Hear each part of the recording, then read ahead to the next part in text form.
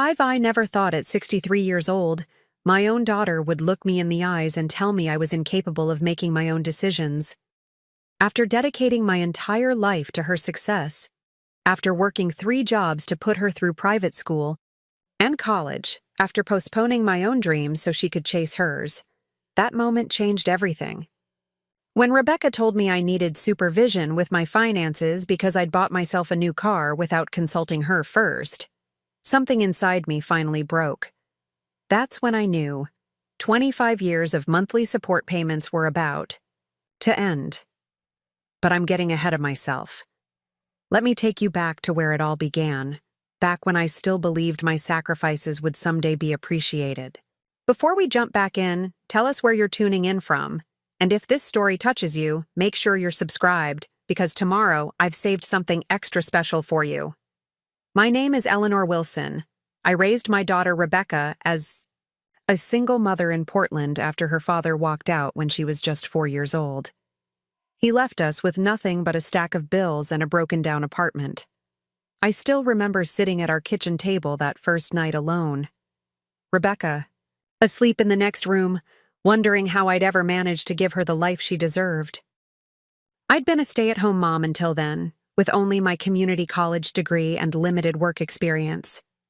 But I was determined that Rebecca would never feel the sting of poverty or the shame of being the poor kid at school. So I reinvented myself. I took a day job as an administrative assistant at a local insurance company, evening shifts at a call center, and weekend work cleaning offices. 3 jobs, 7 days a week, averaging 5 hours of sleep a night. My hands would crack and bleed from the cleaning chemicals. My voice would give out from hours on the phone. But every time I felt like giving up, I'd look at Rebecca's school, pictures on my dashboard, and I'd find the strength to keep going. 1 more hour, 1 more shift, 1 more day, all for her. Against all odds, I managed to keep Rebecca in her expensive private school. I paid for her piano lessons, her advanced placement exams, her study abroad program in Spain. I drove a 15-year-old car with a failing transmission so she could have a laptop for college applications. I skipped meals so she could eat organic. I wore secondhand clothes so she could have the best. "Why do you work so much, Mom?" she'd sometimes ask. "Because your future matters," I'd tell her. "I want you to have every opportunity I never had." And my sacrifices paid off. Rebecca graduated near the top of her class, earned a scholarship to Northwestern, and eventually landed a prestigious job at a marketing firm in Chicago. She married well, a surgeon named Daniel who came from old money. They built a life of luxury I could only dream of. A lakefront penthouse, European vacations, country club memberships. I stayed in Portland, working my way up to office, manager at the insurance company, finally able to cut back to just 1 job. I lived modestly in a small ranch house I managed to buy when the market crashed in 2008. It wasn't much, but it was mine, paid for with thousands of hours of overtime and careful saving. When Rebecca and Daniel had their first child, Sophia, I flew to Chicago to help. I stayed for 3 months, cooking, cleaning, taking night shifts with the baby, so Rebecca could recover and Daniel could keep his demanding surgical schedule. When they had their second child, Mason, I did the same. "Mom, we don't know how we'd manage without you," Rebecca would say.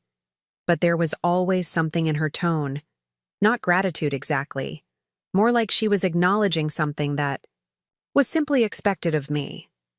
When they bought their lake house in Michigan, they were stretched financially despite their combined income of over $400,000. Rebecca called me in tears, worried about making the payments while also saving for the children's education. Without hesitation, I offered to help. "Just until Daniel makes partner," she promised. "Maybe a year or 2 at most." That was 11 years ago. Every month since then, I've sent $2,000 to help with their mortgage, the children's private school, and various extracurricular activities. That's $264,000 in total, money that could have funded my retirement, allowed me to travel, or simply given me more breathing room. I never asked for it back. I never complained. Because that's what mothers do, right? We sacrifice. We put our children first. We find joy in their success and fulfillment in their happiness.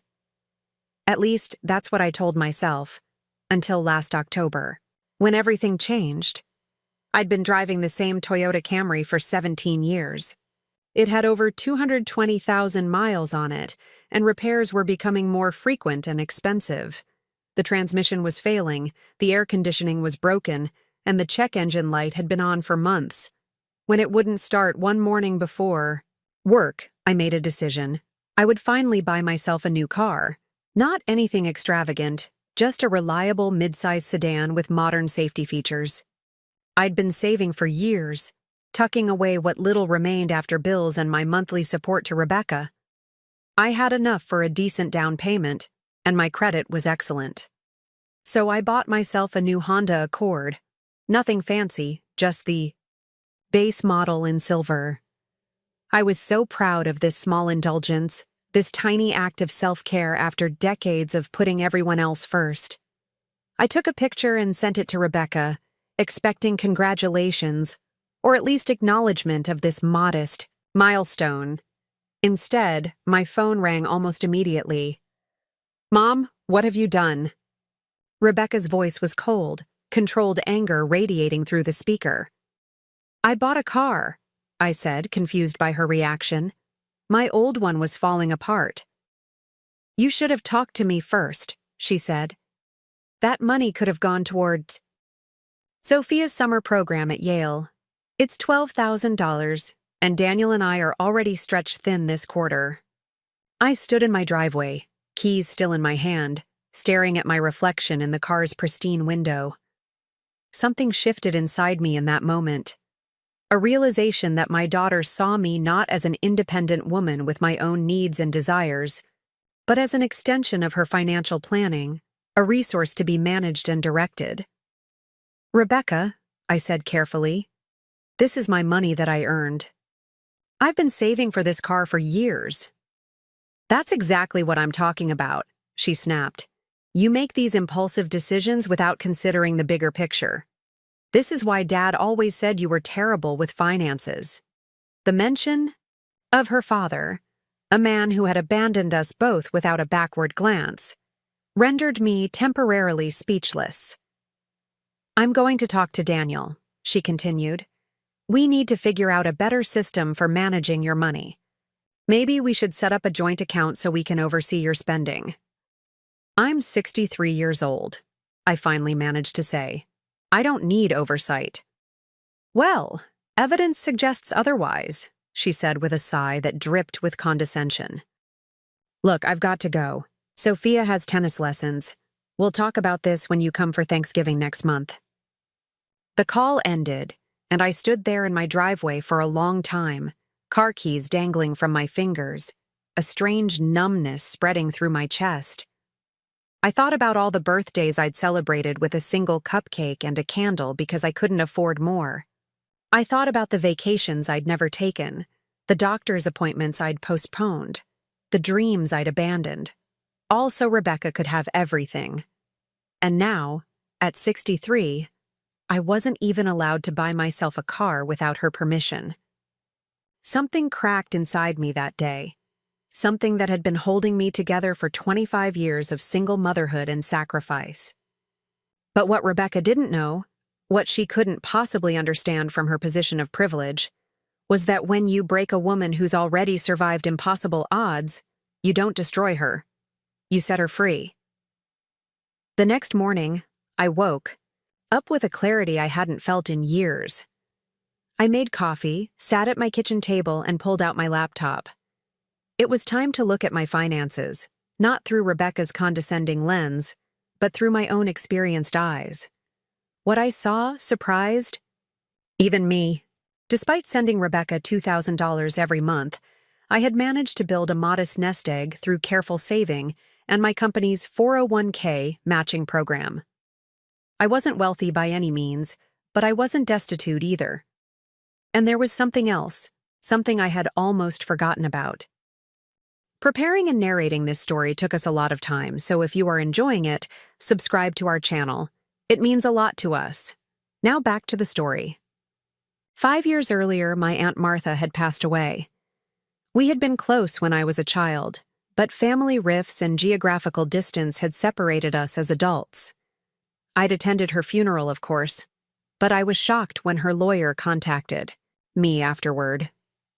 Martha had left me a small property in coastal Oregon, a one-bedroom cottage on a bluff overlooking the Pacific. It needed work, and property taxes were high, so I had simply paid the minimal maintenance costs and taxes each year, never finding the time to even visit it. I had never told Rebecca about the inheritance. At the time, she had been pressuring me to increase my monthly support to help with the children's private school tuition, and I feared she would insist I sell the property and give her the proceeds. So I had kept it to myself. My one secret, my one possession that wasn't entangled with my daughter's financial expectations. Now I pulled up recent real estate listings in the area. Coastal property values had skyrocketed in the past 5 years. Homes similar to Aunt Martha's cottage were selling for upwards of $650,000. Even in need of renovation, my inheritance was likely worth at least $500,000. I felt a strange mix of emotions wash over me. Guilt for keeping this secret, relief at having this financial cushion, and a growing sense of possibility that made my heart race. For the first time in decades, I allowed myself to imagine a different life. One where I wasn't just an ATM for my daughter's lifestyle, but a woman with her own dreams and plans.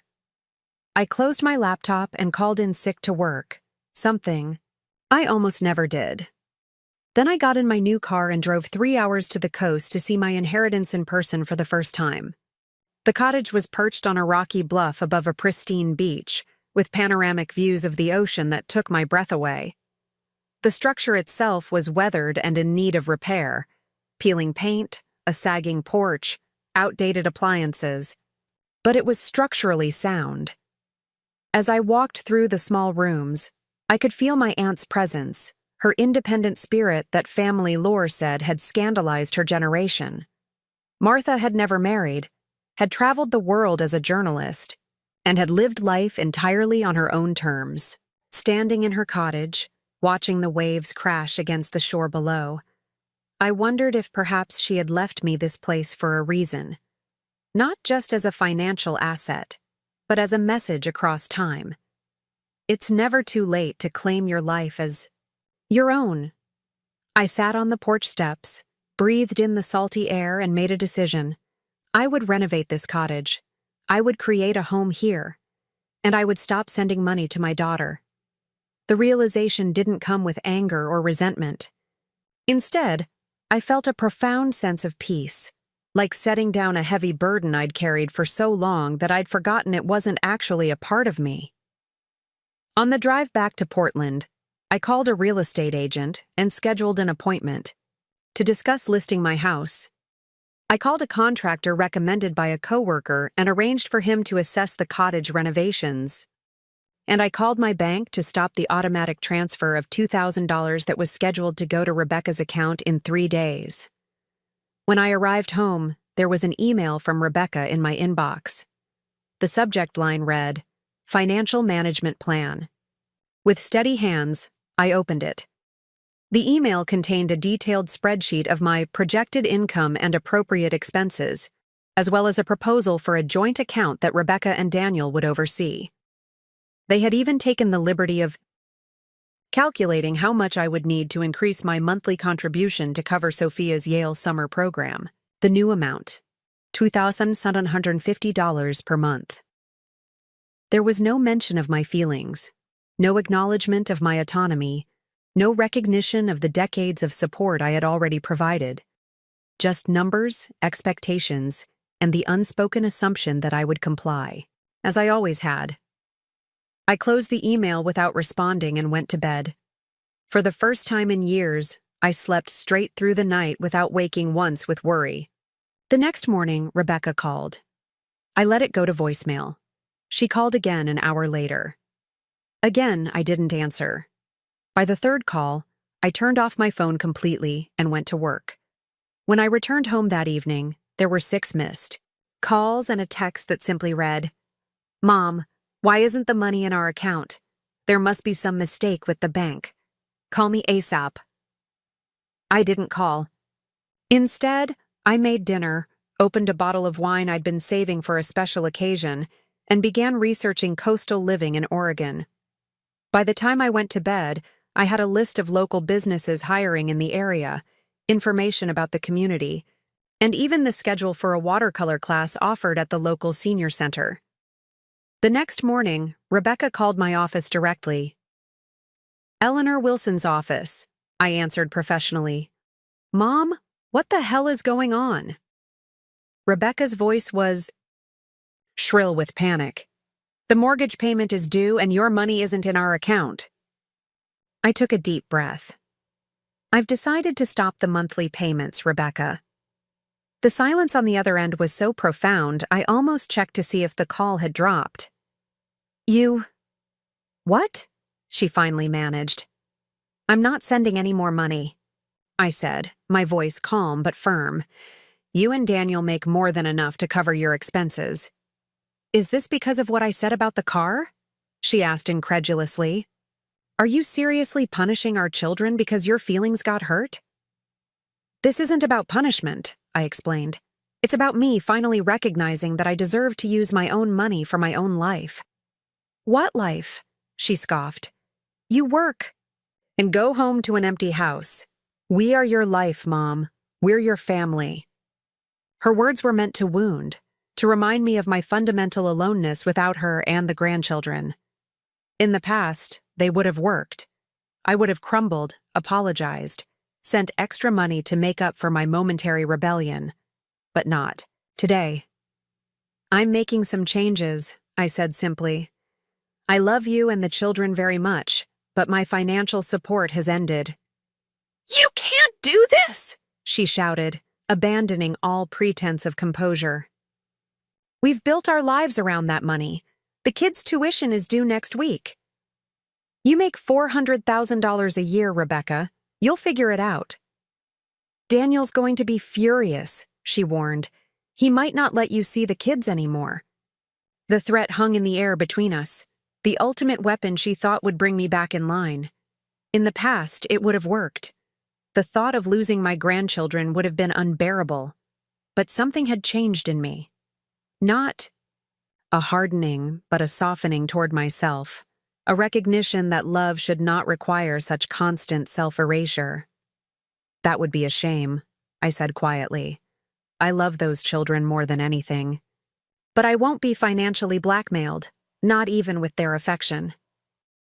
"I don't even know who you are anymore," Rebecca whispered. "That's the thing," I replied. "I'm finally figuring that out myself." I hung up the phone before she could respond and sat perfectly still at my desk, waiting for the wave of guilt and regret that had always followed any attempt to establish boundaries with my daughter. But it didn't come. Instead, I felt lighter, as if the air in the room had suddenly become easier to breathe. My hands weren't shaking. My heart wasn't racing. For the first time in decades, I had put myself first, and the world hadn't ended. In fact, it felt like it was just beginning. The next few weeks passed in a blur of activity. I listed my Portland house and received 3 offers above asking price within days, the benefit of a hot real estate market. I accepted the highest offer, which gave me a 6-week closing period, enough time to begin renovations on the coastal cottage and prepare for my move. Rebecca continued calling, her messages evolving from anger to disbelief to what she probably thought was concern. "Mom, I spoke with Dr. Williams. He thinks you might be experiencing some cognitive decline. These sudden, impulsive decisions aren't like you. We can get you evaluated.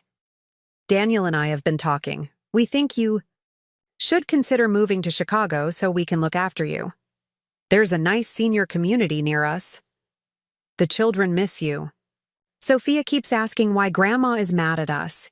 Is that what you want? To make your grandchildren feel abandoned?" Each message was carefully crafted to hit my vulnerable spots, to remind me of my advancing age, my aloneness, my role as a grandmother. They were hooks designed to snag me and reel me back into the familiar pattern of compliance and self-sacrifice. I listened to each one, acknowledged the pain and fear behind them, and continued packing my belongings. The contractor at the coastal cottage estimated $120,000 for complete renovations, updating the electrical and plumbing systems, replacing the roof, installing new windows, modernizing the kitchen and bathroom, and building a larger deck to maximize the ocean views. It was a significant investment, but still left me with substantial proceeds from my Portland house sale. I drove to the coast every weekend to check on the progress and began making connections in the small community. I met Harriet, a 70-year-old, former literature professor who ran the local bookstore. I met Jim, a widower who organized beach cleanups and led a hiking group for seniors. I met Lydia, who taught the watercolor class I had signed up for and who laughed more freely than anyone I'd ever known. These people saw me, not as a financial resource or a convenient babysitter, but as Eleanor, a woman with thoughts and dreams and value all her own. 3 weeks after I stopped the payments, my doorbell rang on a Sunday afternoon.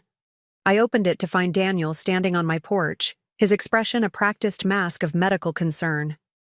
"Eleanor," he said, his voice adopting the same tone he probably used with anxious patients. "We need to talk about what's been going on with you."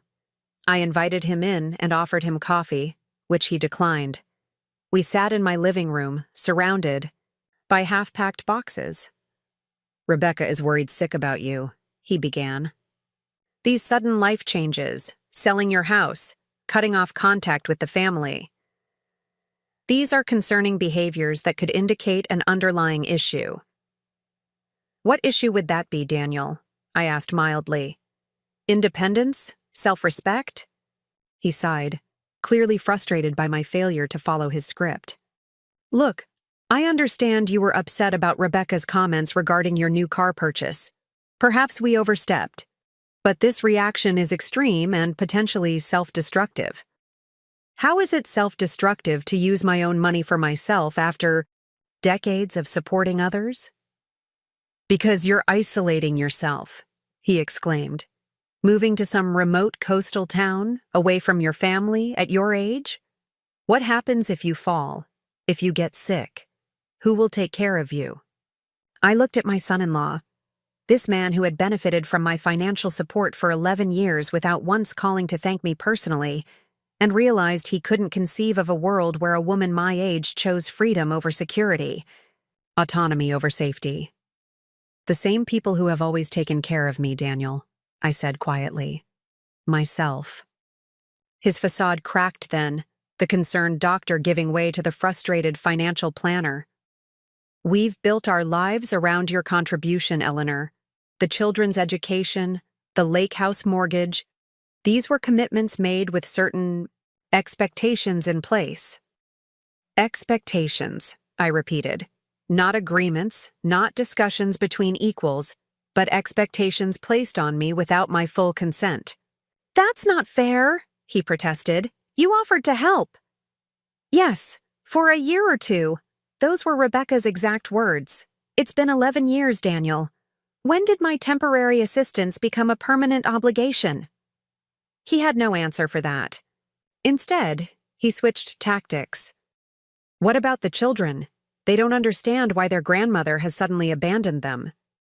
"I haven't abandoned anyone," I said firmly. "I'm still their grandmother. I still love them. But my relationship with them will no longer include financing their parents' lifestyle." Daniel stood up, his patience clearly exhausted. "Rebecca was right. You've changed, and not for the better." As he walked toward the door, he delivered what he clearly thought was his killing blow. "Just so you know, Rebecca and I have decided it would be best if you didn't attend Sophia's birthday next month. Your behavior has been too erratic, and we don't want to expose the children to that kind of instability." He expected me to crumble, to beg for forgiveness, to promise that the money would resume flowing if only I could see my grandchildren. The old Eleanor would have done exactly that, but I was no longer that woman. "I understand," I said calmly. "When Sophia asks why I'm not there, you can explain to her that Grandma didn't pay enough money to earn an invitation." Daniel flushed. "Red, that's not what this is about. Isn't it?" I asked. "Because from where I'm standing, my worth to this family has always been measured in dollars, not love." He left without another word, slamming the door behind him. I sat alone in my half-packed living room, feeling the weight of what I had just done. I had stood my ground. I had spoken my truth. I had refused to be manipulated or bullied into compliance. And yes, it hurt. The separation from my grandchildren cut deeper than any pain I had ever known. But beneath the hurt was something else, something unfamiliar yet essential. Self-respect. That night, I called my sister Janet, who lived in Arizona, and with whom I'd had only sporadic contact over the years, another casualty of my single-minded devotion to Rebecca. "Eleanor?" she answered, surprise evident in her voice. "Is everything okay?" "No," I said honestly. "But I think maybe it will be." I told her everything. The years of financial support, Rebecca's reaction to my car purchase, my decision to stop, the payments, the cottage renovation, Daniel's visit. I poured it all out in a torrent of words, finally giving voice to decades of unacknowledged sacrifices and unexpressed hurt. When I finished, there was silence on the line. Then Janet said, something that changed everything. "Eleanor, do you realize this is the first time in 30 years that you've talked about your own life instead of Rebecca's?" I hadn't realized it, but she was right. "I'm proud of you," she continued. "It's about damn time." We talked for hours, reconnecting across the decades that had separated us. Janet told me about her life, her second husband, her successful interior design business, her adventures traveling through South America. And for the first time, I allowed myself to want those things too.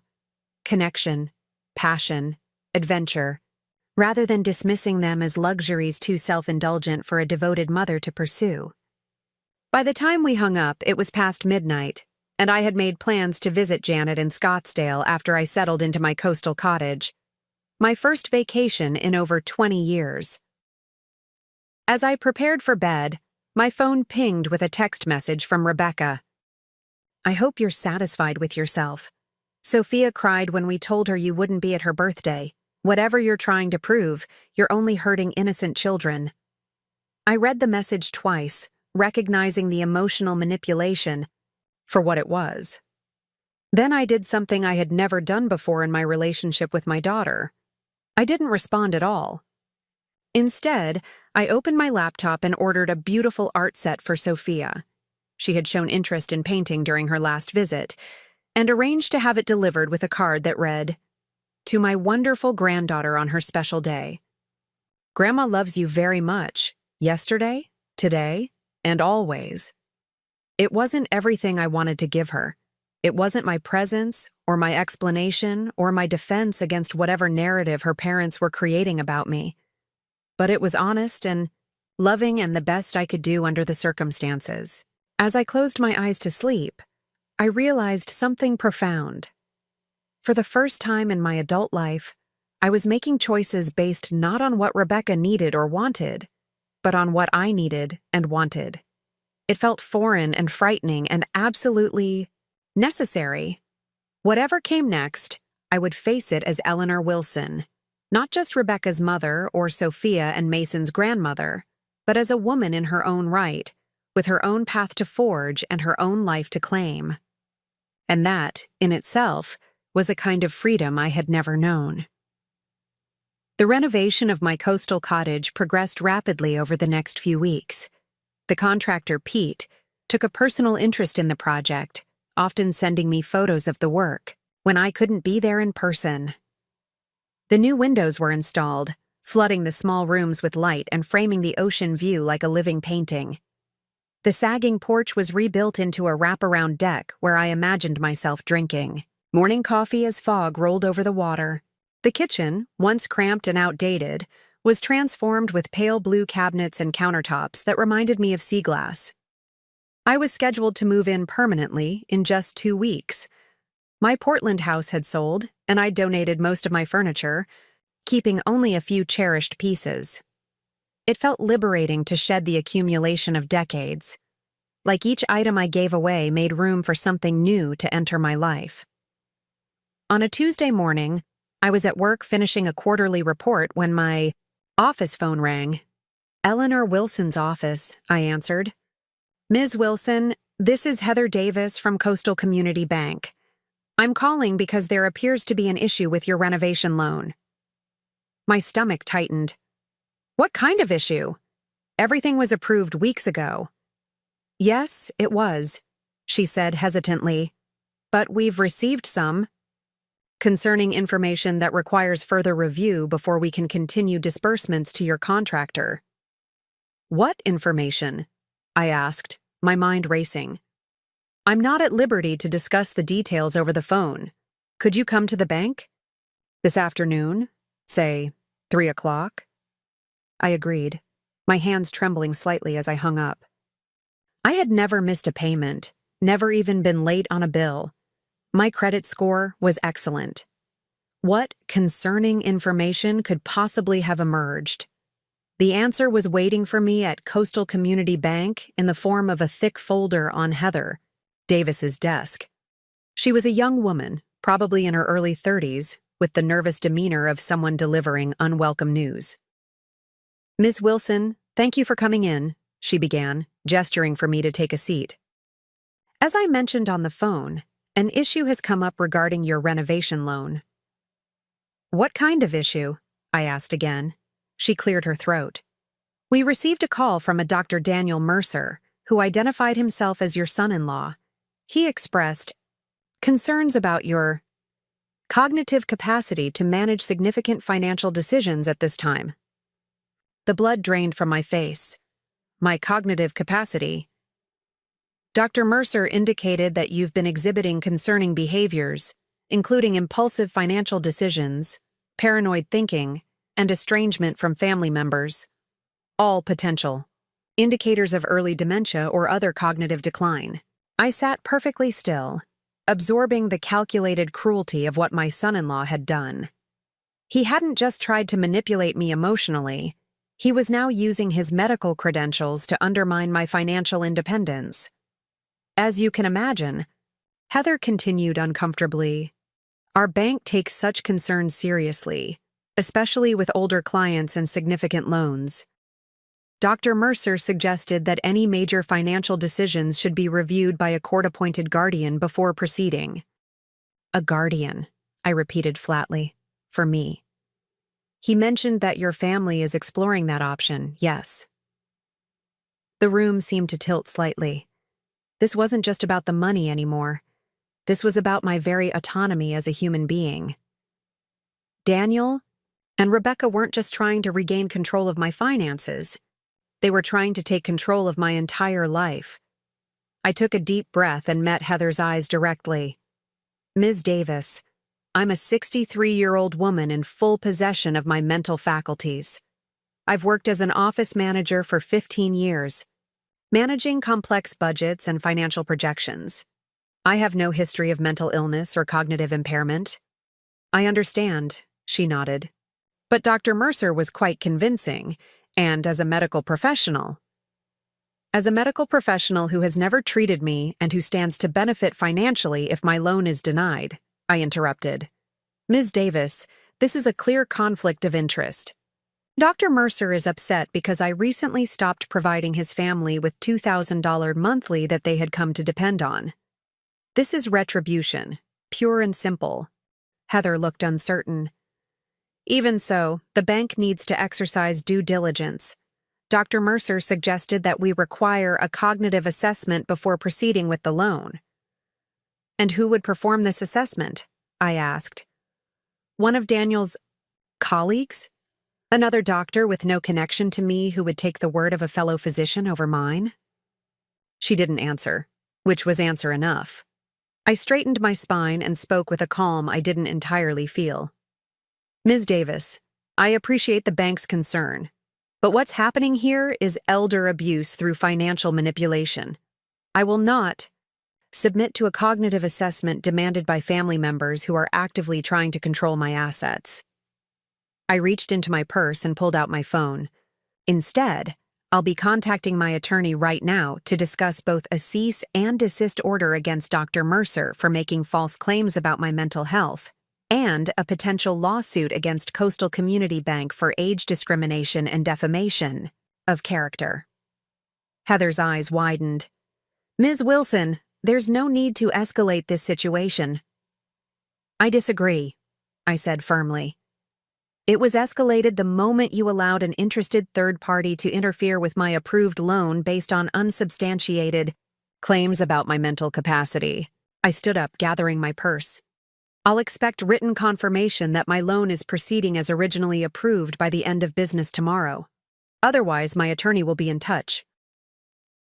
As I walked toward the door, Heather called after me. Ms. Wilson, wait. Perhaps we can find a middle ground here. I turned back. What did you have in mind?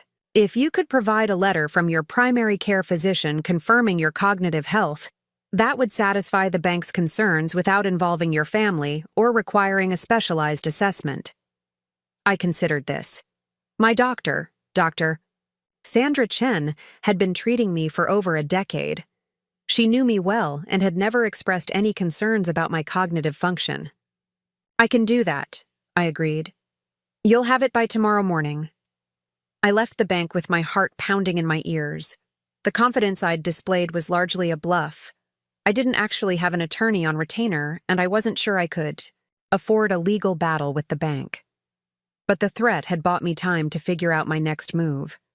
I drove straight to Dr. Chen's office, explained the situation, and was fortunate enough to be squeezed in for a brief appointment. After a standard cognitive assessment, which I passed with flying colors, she agreed to provide the letter for the bank. Eleanor, I've known you for 12 years, she said as she typed the letter. You're one of the sharpest patients I have, regardless of age. What your son-in-law is doing is unconscionable. Thank you, I said, fighting back tears of relief and lingering anger. I just don't understand how they could do this, how they could try to take away my independence, my very identity. Dr. Chen looked at me over her reading glasses. Unfortunately, I see this more often than you might think.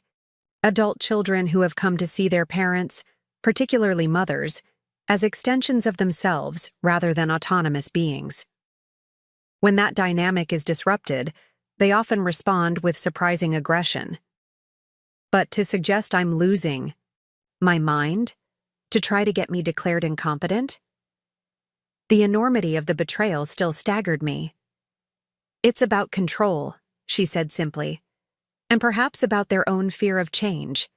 You've altered the rules of a relationship they thought was fixed, and that's threatening to them.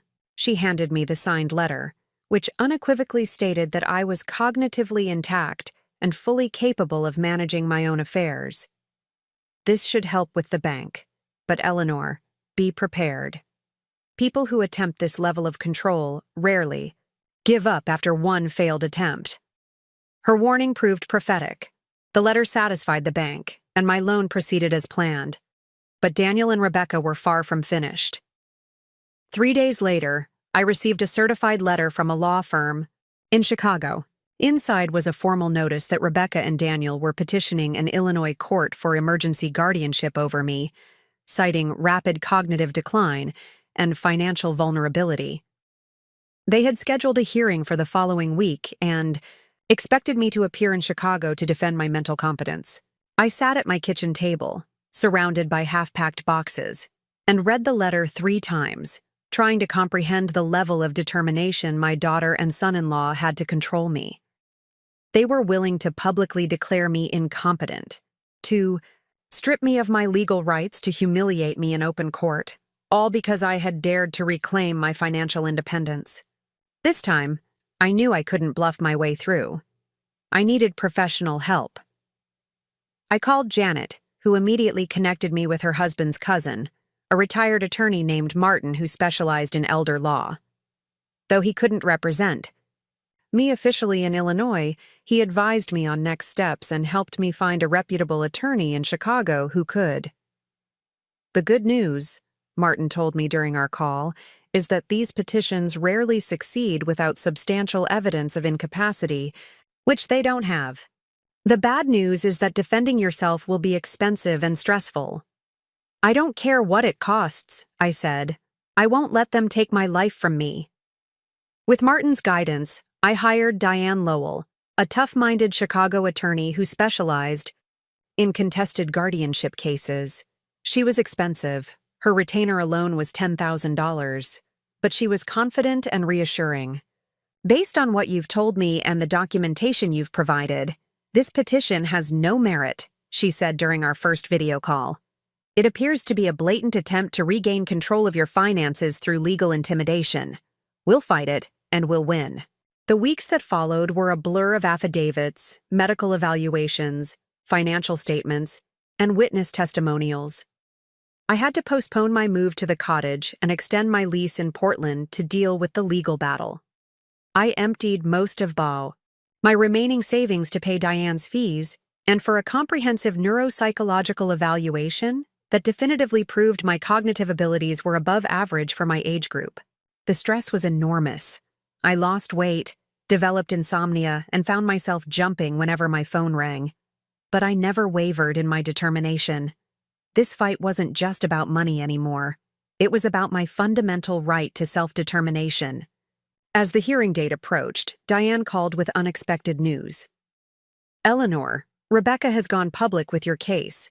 She gave an interview to a parenting blog about the heartbreak of watching a parent decline and the difficult decision to seek guardianship for their protection. I felt physically ill. She's discussing my private medical information in public? She's careful not to make specific claims about your diagnosis since there isn't one, Diane clarified. She frames it as her concerns and her painful journey as a daughter. The article presents her as a loving child making hard choices for a parent's welfare. It's a hit piece, I said flatly, designed to garner public sympathy and pressure me into giving up. Essentially, yes, Diane agreed. But it also gives us an opportunity. If she's taking this to the court of public opinion, we can respond in kind. How? I asked. The same blog has offered you a chance to tell your side of the story. They're running a series on family conflicts over elder care, and they want both perspectives. Normally, I'd advise against public statements during ongoing litigation. But in this case, countering the narrative Rebecca has created might be strategically valuable. I thought about it overnight. The idea of exposing our private family conflict to public scrutiny was deeply uncomfortable. I had spent my entire life keeping family matters private, handling problems quietly, avoiding confrontation whenever possible. Going public went against every instinct I had developed as a mother and as a woman of my generation.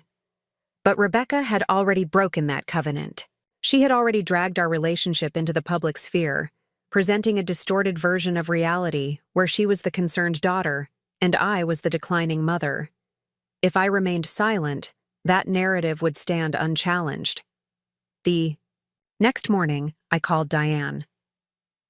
I'll do the interview, but on one condition, I want to tell the whole truth, not just about the guardianship petition, but about the years of financial support, the expectations, all of it.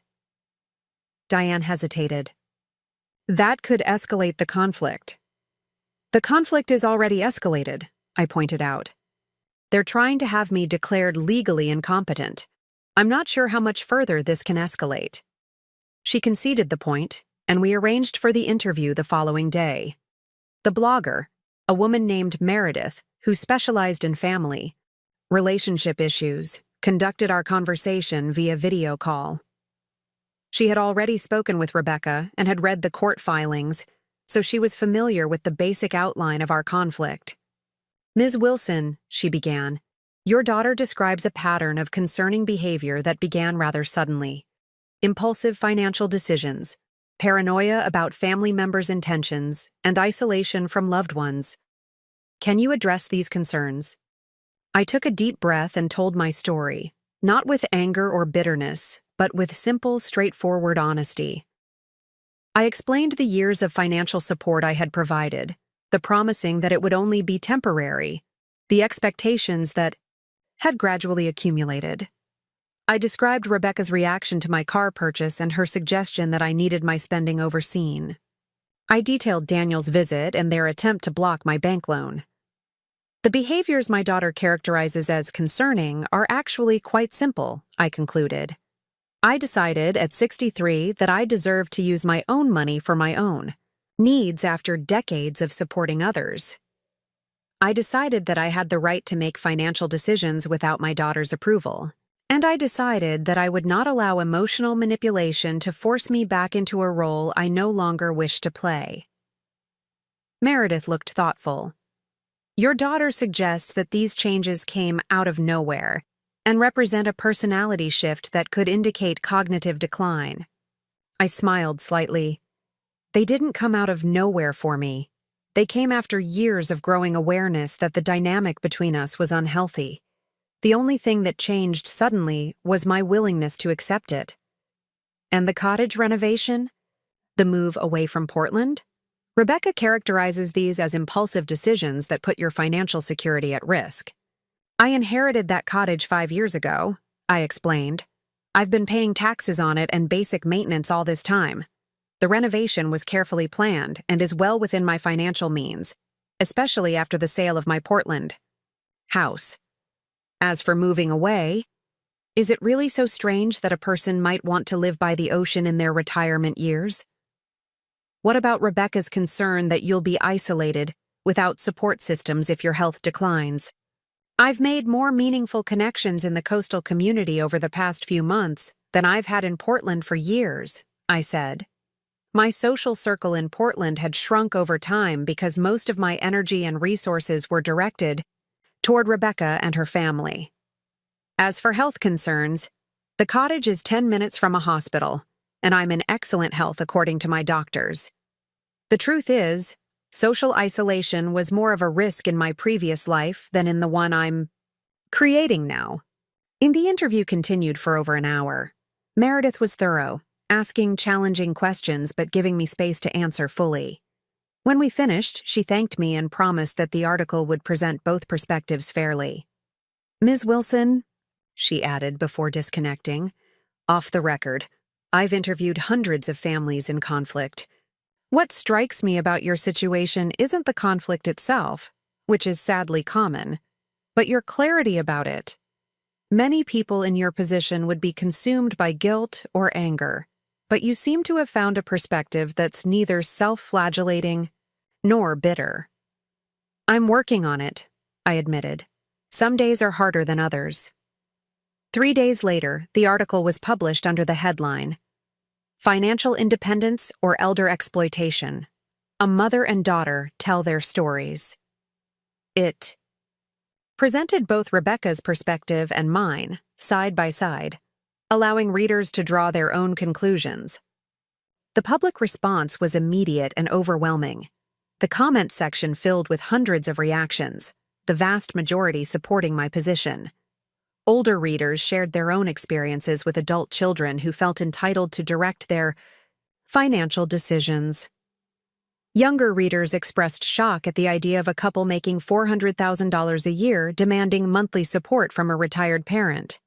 I can't believe they took $264,000 from their mother over 11 years while living in luxury. The daughter and son-in-law sound like entitled narcissists. They're upset because their cash cow is finally saying no.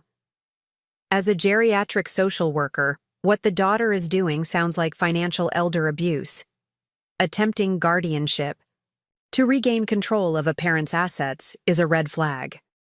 The article was picked up by larger publications and shared widely on social media. Within days, it had sparked a national conversation about elder autonomy, financial boundaries between adult children and parents, and the sometimes toxic expectation that mothers should sacrifice indefinitely for their children's benefit.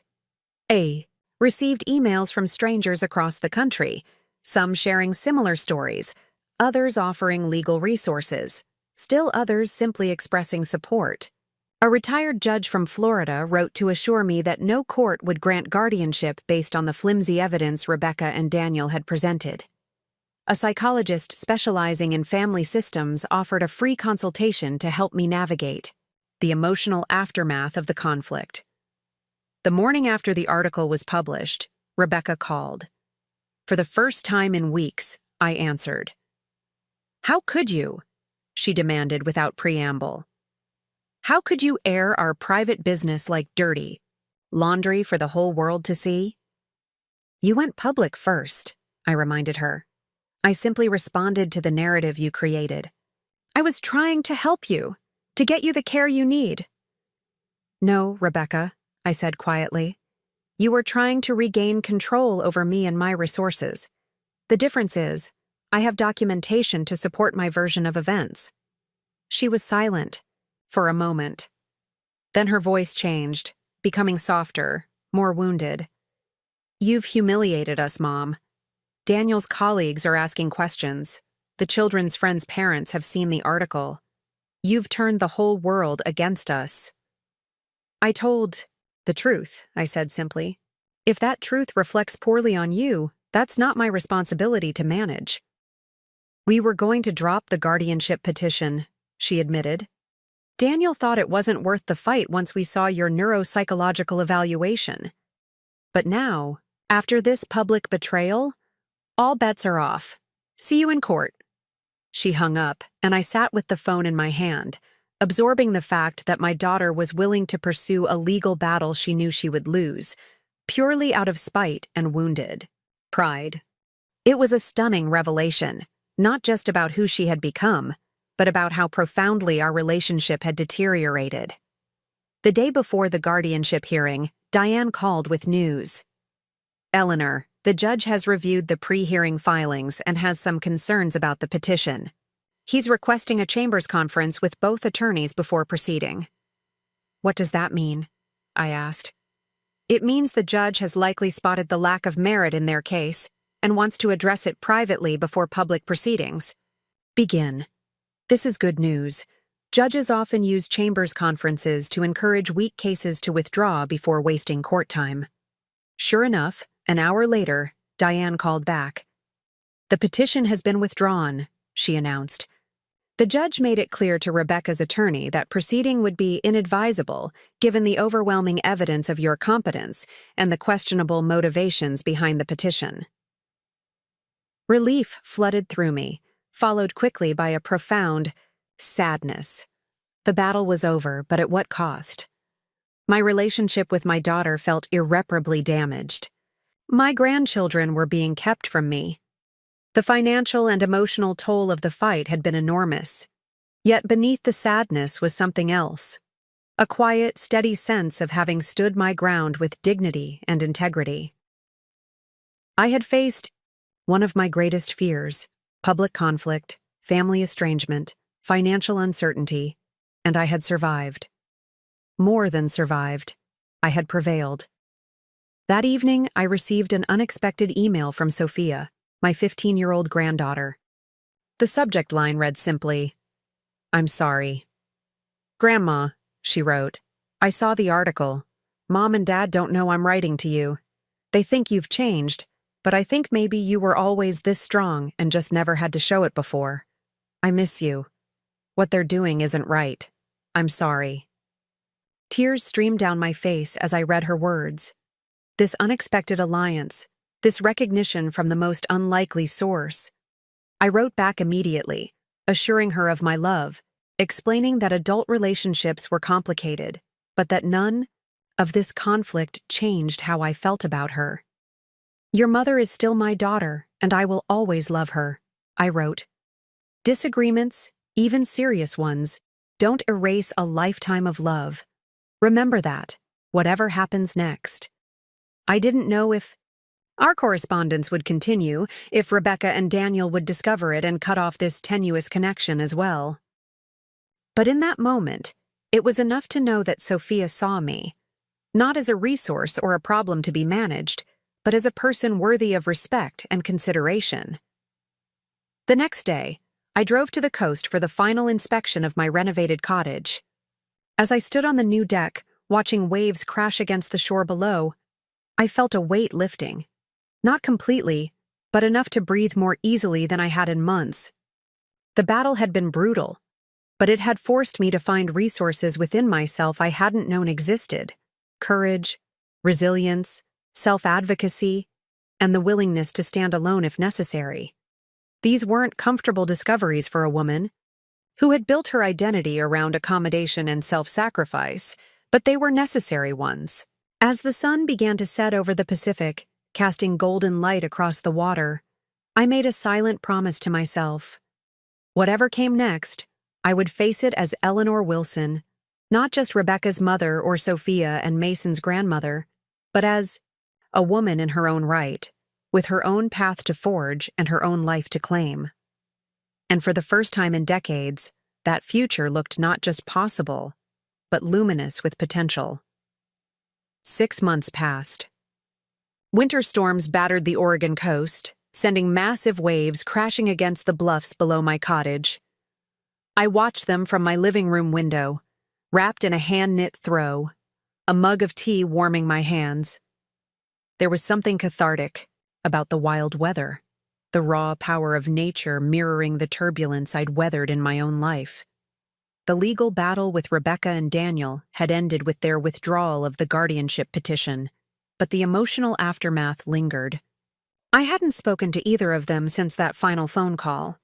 My only connection to the family remained my secret email correspondence with Sophia, who wrote to me weekly from a private account she'd created specifically for this purpose. Through her messages, I learned that Rebecca and Daniel had suffered significant social and professional consequences from the public exposure of their actions. Several couples in their social circle had distanced themselves. Daniel's medical practice had seen a decline in patients. They had been asked to resign from the board of Sophia's school's parent association. I took no pleasure in their difficulties, but I recognized them as the natural consequences of their choices, not my responsibility to shield them from or feel guilt about. My therapist, Dr. Williams, not to be confused with the fictional Dr. Williams Rebecca had invoked in her manipulative messages, had helped me understand that this perspective wasn't callous, but healthy. A necessary boundary between what was mine to carry and what wasn't. The cottage had become my sanctuary. I'd filled it with carefully chosen furniture, plants that thrived in the coastal light, and art created by local artists I'd befriended. The wraparound deck had become my favorite place to read, meditate, or simply watch the ever-changing ocean. I'd installed a small greenhouse on the south side of the property, where I grew herbs and started seedlings for the vegetable garden I planned to plant in spring. Financially, I was stable, but no longer flush. The legal battle had depleted much of my savings, and the cottage renovations had cost more than initially projected, as renovations always do, Pete had warned me. But I had enough to live modestly, and I had discovered something unexpected. I enjoyed working part-time at Harriet's bookstore 3 days a week, organizing events and managing their new online presence. The supplemental income was welcome, but more valuable was the sense of purpose and community it provided. I had made friends, real friends, not the superficial connections that had characterized most of my adult social life in Portland, where my identity had been so thoroughly subsumed by motherhood that I'd forgotten how to relate to others as simply Eleanor. Harriet had become a mentor of sorts, her sharp wit and unapologetic independence a model for the woman I was becoming. Jim, the widower who led beach cleanups, had become a hiking companion and occasionally something more, our relationship evolving slowly, with the patient wisdom of people who had learned the hard way not to rush important connections. Lydia, my watercolor teacher, had somehow become my dearest friend. Her studio, perched on a cliff similar to mine but a few miles north, had become my second home. We painted together every Thursday, sometimes in companionable silence, sometimes engaged in the kind of deep, meandering conversations that felt like exploring new territory in the company of a trusted guide. "You've changed," Lydia observed one Thursday afternoon as we cleaned our brushes after a session. "Not just from when you first arrived, though certainly then, but even in the months since the guardianship fight ended." "How so?" I asked, genuinely curious about how others perceived the internal shifts I'd been experiencing. "You take up more space," she said, gesturing with her hands as if framing a photograph. "Not physically, but energetically. You used to hold yourself so carefully, like you were afraid of spilling over your boundaries. Now you're—" She searched for the right word. "Expansive." I considered this as I hung my brushes to dry. "I think I spent most of my life trying to make myself smaller," I said finally. "Less demanding, less visible, less troublesome. It became such a habit I didn't even notice I was doing it." "Most women do," Lydia nodded. "But it's particularly acute for mothers. We're trained to believe that maternal love means self-erasure, that sacrifice equals virtue, that discomfort or resentment means we're failing at the most fundamental level. I believed all of that," I admitted. "I thought if I just gave enough, sacrificed enough, Rebecca would eventually see me and value me. I thought I could earn her respect through perpetual giving." "And now?" I smiled ruefully. "Now I understand that respect isn't earned through self-abnegation. If anything, that kind of sacrifice often breeds contempt in the people who benefit from it." "Hard lesson," Lydia murmured. "The hardest," I agreed, "but necessary." That evening, after returning home from Lydia's studio, I checked my email and found a message from Sophia. Unlike her usual updates about school and friends, this one was brief and urgent. "Grandma, I need to talk to you. Can I call you tonight at 9? It's important. S." I replied immediately, confirming that I would be available. At precisely 9 p.m. My phone rang. "Sophia?" I answered. "Is everything all right?" Her voice was tight with tension. "Not really. Mom and Dad are getting divorced." I sat down heavily on the couch. "Oh, Sophia, I'm so sorry. It's been building for months," she continued. "Ever since the whole guardianship thing fell apart. They started fighting all the time. At first about you and the money, but then about everything else too. Dad moved out last week." "How are you and Mason handling it?" I asked, concerned for my grandchildren's well-being above all else. "Mason's pretty confused. He's only 11. She paused. I don't know. Part of me saw it coming. They haven't been happy for a long time, but it's still weird." "It's a major change," I acknowledged. "It's normal to have complicated feelings about it." "There's something else," Sophia said, her voice dropping lower. "Mom wants to see you." To Doc Oikwe felt a flutter of anxiety in my chest. Did she say what about? "Not exactly, but she's different lately. Quieter, less. I don't know how to explain it. Less perfect, maybe? She cries sometimes, which she never used to do. And yesterday I heard her tell her friend on the phone that she's been seeing a therapist to work through her issues with her mother." I absorbed this information silently, not sure what to make of it. Was this a genuine attempt at reconciliation or another manipulation tactic? After everything that had happened, my trust in Rebecca's motives was severely damaged. "What do you think I should do?" I asked Sophia, not because I would base my decision on a teenager's advice, but because I was genuinely curious about her perspective. "I think you should hear her out," Sophia said after a moment. "Not for her sake, but for yours. And maybe a little bit for mine and Mason's, too. I miss having a whole family." The simple honesty of her statement pierced my heart. "I miss that, too," I admitted. After we hung up, I sat on my couch for a long time, watching the moonlight on the water outside my window, weighing my options. The wound Rebecca had inflicted was deep. Not just the guardianship attempt, but the years of taking without acknowledgement. The entitled expectation that my resources existed primarily for her benefit, the casual dismissal of my autonomy. Could any conversation truly address that level of fundamental disrespect? And yet, she was still my daughter. The baby I had held in my arms, the child whose nightmares I had soothed, the young woman I had guided through heartbreaks and triumphs. Could I really close the door on any possibility of reconciliation, however slim? I called Janet for advice, as I had come to do regularly over the month since our reconnection. "You don't owe her a meeting," Janet said firmly after I explained the situation. "After what she tried to do to you, no one would blame you for maintaining your distance." "I know," I sighed. "But it's not that simple." "It never is with family," Janet acknowledged. "Just be clear about your boundaries before you go in. What are you willing to discuss? What's off the table? What would you need to hear from her to consider rebuilding a relationship? And most importantly, what would make you walk away again?" I spent the next day thinking about these questions, journaling my responses, discussing them with Dr. Williams in our weekly therapy session. By evening, I felt ready to take the next step. I emailed Rebecca. "Sophia mentioned you wanted to speak with me.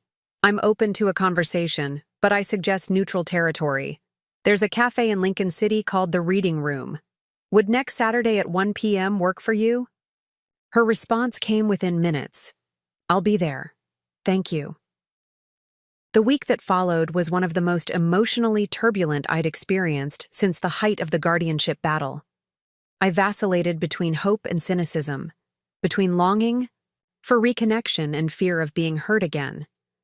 I rehearsed what I might say, how I would respond to various scenarios, from genuine contrition to subtle manipulation to outright hostility.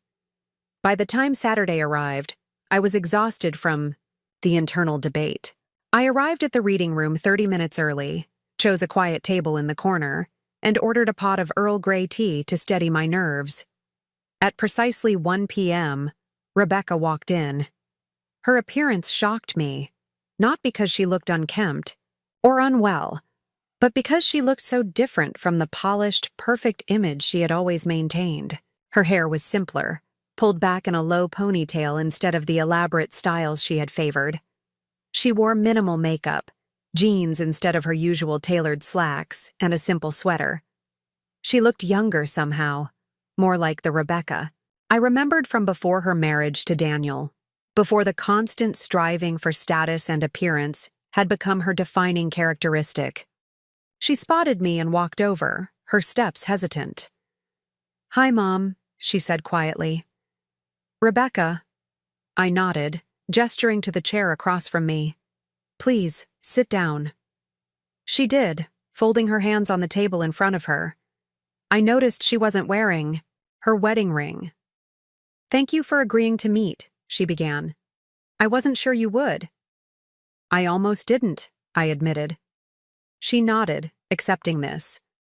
"I wouldn't have blamed you." A server approached, and Rebecca ordered coffee. We sat in awkward silence until her drink arrived. Once we were alone again, she took a deep breath. "I owe you an apology," she said. "A massive, life-sized apology that I'm not sure I even know how to give. But I need to try." I remained silent, waiting. What I did, what Daniel and I did, was inexcusable. We tried to take your autonomy, your dignity, your right to make your own choices. We treated you like a resource rather than a person. We expected you to continue sacrificing for us indefinitely, without gratitude or reciprocation. She paused, her eyes filling with tears. And when you finally stood up for yourself, we tried to paint you as mentally incompetent rather than face our own entitlement. It was cruel. It was wrong. And I am so sorry. Her words washed over me, the apology I had needed but never expected to receive. I felt tears rising in my own eyes but held them back, not yet ready to reveal my emotional response. "What changed?" I asked, my voice steady despite the tumult inside. "Why now, after all these months?" Rebecca looked down at her coffee cup. "The divorce, partly. It's forced me to reevaluate a lot of things. But it's more than that." She looked up, meeting my eyes directly. "The therapist I've been seeing helped me see patterns I couldn't see on my own. Patterns in how I relate to people, particularly women, particularly you. I've never really seen you as a whole person, Mom, even before the money issues, even when I was young. I saw you as—" Rebecca paused, struggling to articulate something fundamental. "I saw you as an extension of myself, as someone whose purpose was to support me, to make my life better, to solve my problems. Not as someone with her own needs, desires, and limitations." I nodded slowly. This insight struck at the heart of our dysfunctional dynamic, one I had enabled through decades of self-abnegation. "My therapist pointed out that I never actually grieved Dad leaving," Rebecca continued. "Instead, I transferred all my expectations onto you. If he wasn't going to provide the perfect life I thought I deserved, then you would have to do it. And when you couldn't, because no single parent working 3 jobs possibly could, I resented you for it." "I tried my best," I said quietly. "I know that now," she acknowledged. "But for years, all I could see were the ways you fell short of the impossible standard I'd created. The birthday parties that weren't as elaborate as my friends. The clothes that weren't as nice. The vacations we couldn't take." She wiped away a tear. "Then when I grew up and had some success, when I married Daniel and had the children, I think part of me felt entitled to your continued sacrifice. Like you owed me for the childhood I thought you'd deprived me of." The raw honesty of her self-assessment surprised me. This wasn't the carefully controlled Rebecca I knew, who managed perceptions and maintained appearances at all costs. This was someone new, or perhaps someone very old, the authentic person who had been buried beneath layers of perfectionism and materialism for decades. "The guardianship attempt," I began, "was rock bottom," she finished. "The absolute worst thing I've ever done." Watching that case fall apart, seeing how others perceived our actions, reading those comments online, it was like suddenly seeing myself through a different lens, and I didn't recognize the person I'd become. She reached across the table, her hand stopping just short of mine. "I don't expect forgiveness, Mom.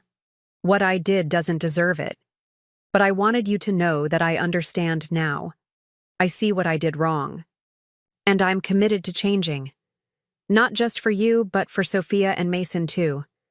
I don't want them to inherit this toxic pattern."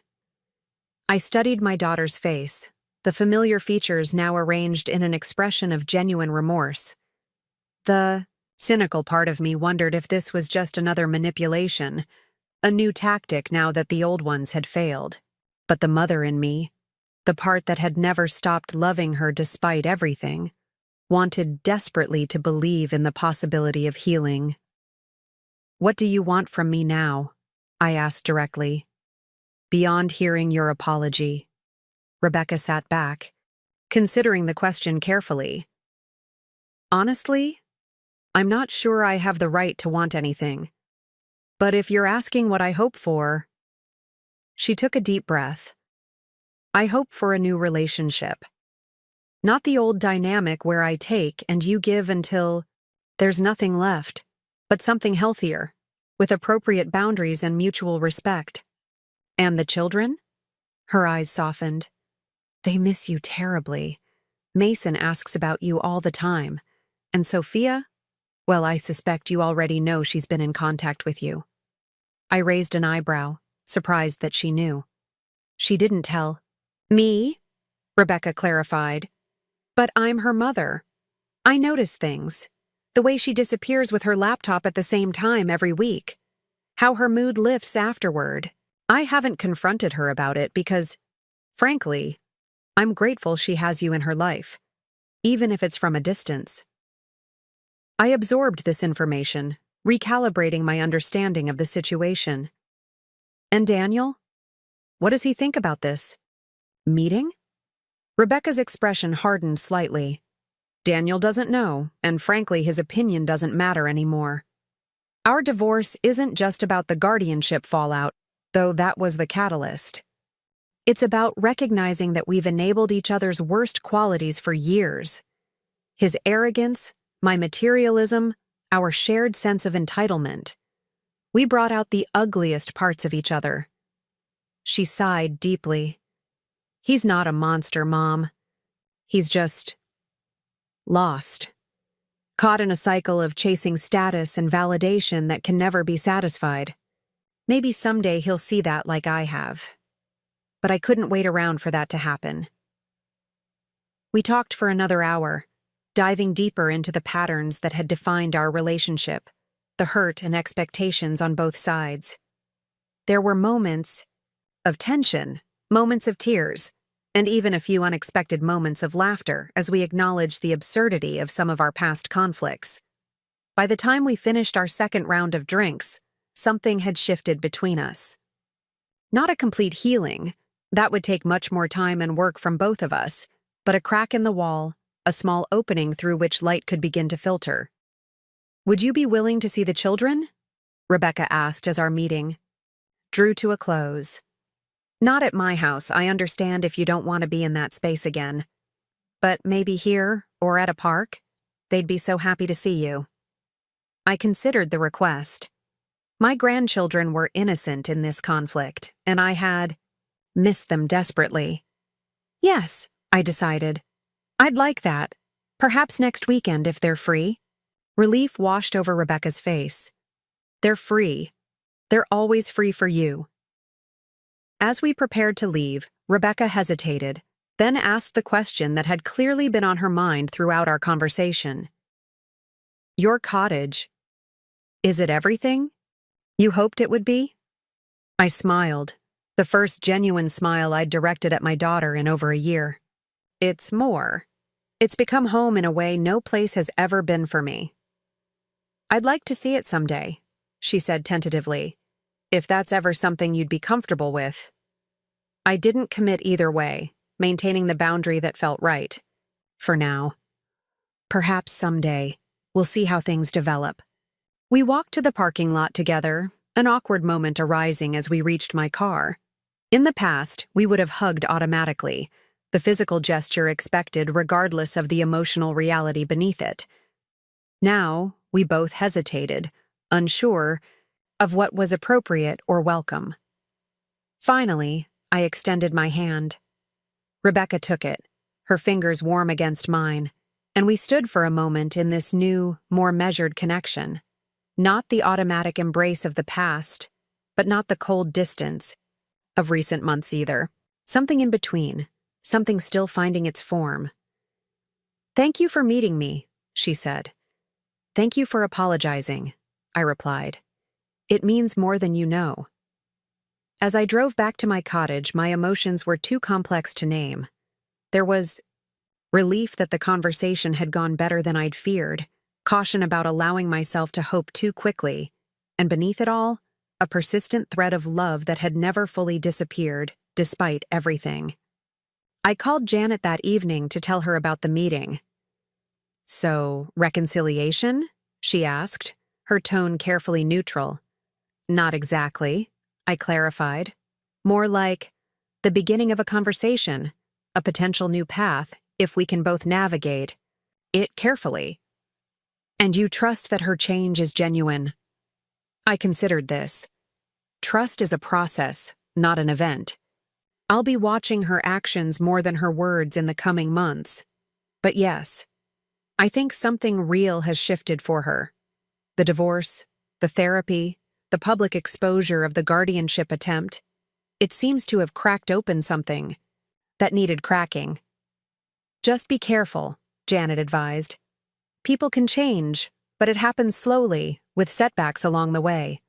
Don't compromise your boundaries out of hope or guilt. I won't, I promised. The old Eleanor might have, but I'm not her anymore. The following Saturday, I met Sophia and Mason at a beachfront park near my cottage. The moment they saw me, they broke into a run, covering the distance between us with the unrestrained enthusiasm that only children can muster. Mason reached me first, throwing his arms around my waist with such force that I nearly lost my balance. Sophia followed more sedately, but her embrace was no less heartfelt. "Grandma, you look so different," Mason exclaimed, studying my face with the frank curiosity of an 11-year-old. "Different how?" I asked, amused. He tilted his head, considering. "Happier. And your hair's different. And you're wearing jeans." I laughed. In Chicago, I had always dressed formally around the family, feeling pressure to present a certain image. Here, in my coastal life, I had adopted a more casual wardrobe that reflected my new lifestyle. "I am happier," I told him, ruffling his hair. "And yes, I wear jeans now. They're much more practical for beach walks and gardening." "You have a garden?" Sophia asked, her eyes lighting up. She had always loved growing things, starting with the small container plants we had tended together during my visits. "A small one," I said. "Mostly herbs right now, but I'm planning to expand in the spring. Would you like to see it?" "Can we see your whole house?" Mason asked eagerly. "Mom said you live right on the ocean now." I hesitated, glancing toward the parking lot where Rebecca waited in her car, respecting my unstated boundary by not joining us for this first reunion. Taking the children to my cottage would be a significant step, allowing them into my personal space, the sanctuary I had created for myself. But looking at their hopeful faces, I realized that maintaining too rigid a boundary might hurt the very relationship I hoped to rebuild. "Yes," I decided. "You can see the cottage. Let me just check with your mother first." I walked to Rebecca's car and tapped on the window. She lowered it, her expression questioning. "The kids want to see my place," I explained. "Would it be all right if I take them there for an hour or so? You could pick them up there, or I could bring them back here." She nodded. "Of course. Why don't I pick them up there? Just text me the address." "You could come too," I found myself offering, surprising myself. "If you'd like." A complex emotion crossed her face, hope, tempered by restraint. "Are you sure? I don't want to overstep." "I'm sure," I said, realizing as I spoke that it was true. "Just understand that it's my space, very different from what you might expect." "I'd like that," she said simply. And so, an hour later, my daughter stood in the living room of my coastal cottage, taking in the space I had created. The large windows framing the ocean view, the comfortable but modest furniture, the walls adorned with my own watercolors and pieces from local artists, the bookshelves filled with volumes I had finally found time to read. "It's beautiful," she said softly. "So peaceful, so you." "It is me," I agreed. "The me I'm becoming, anyway." Mason had already discovered the small telescope I kept by the window for whale watching, while Sophia was examining my collection of beach glass displayed in a large glass bowl on the coffee table. "Did you find all these here?" she asked, running her fingers through the smooth, colorful fragments. "Most of them," I said. "I walk the beach every morning at low tide. It's become a kind of meditation." Rebecca wandered to my easel, set up in the corner with the best light, where a half-finished watercolor of the coastline at sunset awaited completion. "You're painting again," she observed. "I remember you used to paint when I was very small before Dad left." The memory surprised me. I had assumed those early creative efforts had gone unnoticed or been forgotten. "Yes," I acknowledged. "My friend Lydia teaches classes. She's helped me rediscover it." "You have friends here," Rebecca said, a statement rather than a question. "Several," I confirmed. "Good ones." She nodded, absorbing this reality, that I had built a life that didn't involve or revolve around her, that I had connections and passions she knew nothing about. It seemed to humble her in a way our previous conflicts never had. The afternoon unfolded with unexpected ease. I showed the children my small greenhouse, letting them plant some herb seedlings. We walked down the winding path to the beach, collecting shells and spotting a pod of dolphins in the distance. Rebecca remained slightly apart, watching but not directing, allowing me to connect with Sophia and Mason without interference. By the time they prepared to leave, something had shifted. The children had witnessed firsthand that I was thriving, not diminished by my separation from them. Rebecca had seen that my decision to reclaim my financial independence wasn't about rejection or punishment, but about creating a life that nourished rather than depleted me. As they stood on my porch, preparing to depart, Mason asked the question that had clearly been on his mind all afternoon. "Grandma, can we come visit again? Maybe for longer next time?" I glanced at Rebecca, checking if this was acceptable to her. She gave a small nod, leaving the decision to me. "I'd like that very much," I told him. "Perhaps during your spring break? There's a small guest room that you and Sophia could share." His face lit up, and he looked to his mother for confirmation. "Can we, Mom?" "If Grandma's sure it wouldn't be too much trouble," Rebecca responded carefully, still finding her way in this new dynamic where she couldn't automatically volunteer my time and resources. "It wouldn't be trouble," I assured them. "It would be a pleasure." After they left, I sat on my deck, watching the sun sink toward the horizon, painting the sky in shades of gold and pink. The visit had gone better than I could have hoped. Not perfect, not without moments of tension, but marked by a new authenticity that felt like the foundation for something healthier than what had come before. Over the following months, a new pattern emerged. The children visited one weekend each month, sometimes with Rebecca, sometimes dropped off for grandma time without her. We established rituals, beach walks, baking projects with Mason, watercolor lessons for Sophia, board games on rainy afternoons. My cottage, once my solitary sanctuary, began to accommodate these visits without losing its essential character, as my space. Rebecca and I developed a more measured relationship, not the enmeshed dynamic of the past, but not the bitter estrangement of recent months either. We spoke weekly, usually about the children, but occasionally about our own lives. She shared her struggles with the divorce proceedings, her search for a smaller home, her tentative steps toward financial independence from Daniel. I listened without trying to fix everything, offering support without sacrificing my boundaries. 3 months after our reconciliation at the reading room, Rebecca called with unexpected news. "I've been offered a job," she announced, a note of pride in her voice that I hadn't heard in years. "A job?" I repeated, surprised. She hadn't worked since before Sophia was born, having transitioned from college to marriage to motherhood without ever establishing her own career.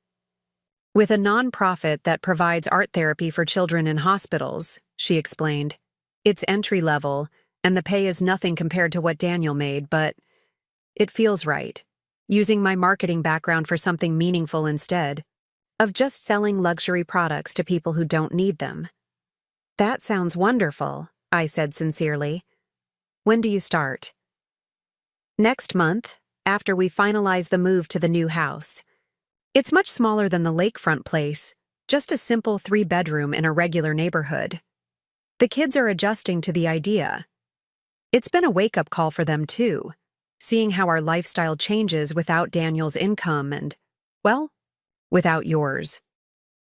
The acknowledgement was casual but significant, recognition of how much they had depended on my financial support, how much I had contributed to their comfortable life. "They'll be fine," I assured her. "Kids are resilient, and they learn from what they see. Watching you build a life on your own terms will teach them more than another bedroom or fancy address ever could." "That's what my therapist says too," she admitted. that I'm modeling independence and authenticity for them, even when it's uncomfortable. Your therapist is right, I said. There was a pause. Then Rebecca added hesitantly, I've been thinking about what you said months ago, about how I never asked for your help with the lake house mortgage, just expected it. How I treated you like an ATM instead of a person. Yes, I prompted when she fell silent. I've started putting aside a small amount each month, she continued. It's not much yet, but over time, I want to repay at least some of what you gave us. Not because you've asked for it or because I think it would erase what happened, but because I want to acknowledge the sacrifice, to make some kind of amends. I was momentarily speechless, moved by this gesture that represented not just financial restitution, but a profound shift in perspective. Rebecca, you don't have to— I know I don't have to, she interrupted gently. I want to. It's important to me. I let her have this, the dignity of making amends in her own way, on her own timeline. Thank you, I said simply. That means a lot. As spring bloomed into summer, my life settled into a rhythm that balanced solitude and connection, independence and relationship. I continued working part-time at Harriet's bookstore, finding unexpected fulfillment in connecting readers with books that might change their lives as so many had changed mine. My friendship with Jim evolved into a comfortable companionship, not the grand passion of youth, but something equally valuable: mutual respect, shared interests, and the quiet pleasure of having someone to share meals with and discuss the day's events. The children's spring break visit stretched from the planned 3 days to a full week at their request and with Rebecca's blessing. We planted the vegetable garden together, built a driftwood sculpture on the beach, and took a day trip to the nearby aquarium. In the evenings, we played board games or read together in the living room, the sound of the waves a constant backdrop to our activities. On their last morning, as we walked the beach one final time before Rebecca arrived to collect them, Sophia linked her arm through mine, a gesture of adult-to-adult affection rather than child-to-grandparent dependence. I'm glad you didn't give in, she said quietly, as Mason ran ahead chasing gulls. When Mom and Dad were trying to make you keep sending money and move back to Chicago and all that. It was a difficult time, I acknowledged, careful not to disparage her parents despite everything that had happened. I know, she nodded. But you showed me something important. That it's never too late to stand up for yourself. That you don't have to keep doing things that hurt you just because people expect you to. I squeezed her arm gently, moved by her insight. Those are hard lessons. I hope you won't have to learn them the way I did. I won't, she said with teenage certainty. I'm paying attention. Later that summer, I received an unexpected letter from Daniel. The first communication we'd had since the withdrawal of the guardianship petition. It was brief, but surprisingly sincere. Eleanor, I've spent months thinking about how to write this letter. Nothing seems adequate to address the harm I caused you. My behavior was inexcusable, driven by entitlement, arrogance, and fear of losing the lifestyle I believed I deserved. Working with my own therapist has helped me see how deeply flawed my thinking was. Not just about you, but about what constitutes a meaningful life. I don't expect or deserve forgiveness, but I wanted you to know that I recognize the wrong I did and am committed to being a better person, especially for Sophia and Mason. With respect and sincere regret, Daniel.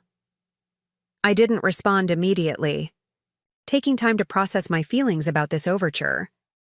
Eventually, I sent a simple acknowledgement. Daniel, thank you for your letter. I appreciate the apology and wish you well on your journey toward greater awareness. Eleanor. It wasn't forgiveness exactly, but it was a release, a way of setting down the burden of resentment I had carried. Not for his benefit, but for my own. As autumn approached, bringing with it spectacular storms that battered the coastline and transformed the landscape into something wild and elemental, I found myself reflecting on the profound changes a single year had brought. From the moment of rebellion when I purchased my car without consulting Rebecca, to the painful estrangement that followed, to the tentative rebuilding of relationships on healthier terms. It had been a journey of destruction and creation, of losing and finding, of endings and beginnings. One morning in late September, I stood on my deck watching the sunrise paint the ocean in shades of rose and gold. A notification chimed on my phone, an email from the community college in the nearby town, confirming my enrollment in their creative writing course. At 64, I would be a student again, pursuing an interest I had set aside decades ago when practicality demanded all my attention. As I sipped my coffee, savoring the quiet beauty of the moment, I felt a profound sense of rightness settle over me. Not happiness in the conventional sense. My life contained too many complexities and lingering sorrows for such a simple emotion. But something deeper and more enduring. The satisfaction of living authentically, of making choices that aligned with my values rather than others' expectations. The painful truth was that I had enabled the dynamic with Rebecca as much as she had perpetuated it. My endless giving without boundaries had taught her to take without gratitude. My reflexive self-sacrifice had modeled a distorted version of love that prioritized others' desires over my own well-being. Breaking that pattern had been necessary not just for me, but for her, for both of us to grow into healthier versions of ourselves. And we were growing, however imperfectly. Rebecca was building a life defined by her own choices rather than her husband's status or her mother's support. I was discovering passions and connections I had never allowed myself to explore. Even our relationship was evolving, not back to what it had been, which wouldn't have been healing for either of us, but forward into something new and potentially more genuine. The spring after my first creative writing class, I received an unexpected honor, an invitation to display my watercolors in a small gallery showcase featuring local artists. My paintings, mostly seascapes capturing the ever-changing moods of the Pacific, but also a few portraits including one of Sophia and Mason building their driftwood sculpture, would hang alongside works by established artists, including Lydia. I sent invitations to the opening reception to everyone in my now expanded circle: Harriet and her wife Grace, Jim and his adult daughter who was visiting from Seattle, my classmates from the writing workshop, and, after some consideration, Rebecca and the children. The evening of the reception arrived, crisp and clear, with a spectacular sunset that seemed designed to complement the coastal scenes hanging on the gallery walls. I wore a silk blouse in shades of blue and green that Harriet had helped me select, my silver hair loose around my shoulders rather than pulled back in the severe style I had maintained for decades. Sophia and Mason arrived first, bursting with excitement to see Grandma's famous paintings. They moved through the gallery space, with surprising maturity, studying each piece carefully, asking thoughtful questions about my process and inspiration. Rebecca arrived a half-hour later, slightly flustered from the drive, but making an effort to be present for this significant moment. She moved through the gallery slowly, spending time with each painting, her expression thoughtful. When she reached the largest piece, a rendering of the view from my deck at sunrise, the ocean stretching endlessly toward the horizon, she stood motionless for several minutes. "It's extraordinary," she said when I joined her. "Not just the technical skill, but the feeling in it. There's so much. Hope." "There is hope in it," I agreed. "I painted it during a difficult time, but even then I could see the beauty, waiting beyond the storm." She smiled, understanding the metaphor. "I'm so proud of you, Mom. Not just for the paintings, but for everything. For building this life that's so authentically yours." The simple words, "I'm proud of you," struck me with unexpected force. How long had I waited to hear something like that from my daughter? How many sacrifices had I made, hoping to earn exactly this kind of recognition? Yet now that it had come, I realized something profound. I no longer needed it the way I once had. I appreciated her words, felt warmed by them, but my sense of worth was no longer contingent on her approval. Somewhere along this winding path, I had learned to validate myself, to measure my choices against my own values rather than others' expectations. "Thank you," I said simply. "That means a lot." We moved together through the gallery, greeting my friends, accepting congratulations, sharing in the moment of celebration. Rebecca met Lydia, Harriet, and Jim, the people who had become my chosen family during the darkest period of our estrangement. She was gracious and genuine, showing real interest in their connections to me, acknowledging without resentment the significant roles they now played in my life. Later that evening, as the reception wound down and guests began to depart, I found myself standing on the gallery's small balcony overlooking the ocean with Sophia. The full moon cast a silver path across the water, the gentle spring breeze, carrying the scent of salt and wild roses. "Grandma," she said thoughtfully, "do you think people can really change? I mean, fundamentally change who they are?" I considered the question seriously, respecting the depth of her inquiry. "I think we can change how we respond to the world, the choices we make, the way we treat others and ourselves. Whether that constitutes changing who we are or simply becoming more fully ourselves, that's a philosophical question I'm still exploring." She nodded, absorbing this. "Mom's different now. Not just because of the divorce or the money stuff, but deeper than that. She listens more. She asks questions instead of just telling us what to do. She admits when she doesn't know things." "I've noticed that too," I acknowledged. "I think." Sophia hesitated, finding her way through a complex thought. "I think what happened with you woke her up somehow. It was like she had this script she was following, about what success looks like, what motherhood means, how families are supposed to work. And when you tore up that script, it forced her to actually think about what she really values." The insight was startling coming from a 16-year-old, but Sophia had always possessed a wisdom beyond her years, perhaps born of witnessing the complex dynamics of our family, perhaps simply an innate quality of her spirit. "That's very perceptive," I told her. "And I think you're right. Sometimes it takes a significant disruption to make us question the stories we've been living by." "I'm glad you disrupted things," she said firmly, even though it was hard for a while. "I think we're all better for it. Mom, Mason, me, maybe even Dad eventually." I put my arm around her shoulders. This remarkable young woman who had somehow emerged from our family's turmoil with such clarity and compassion. "I'm glad too," I said softly.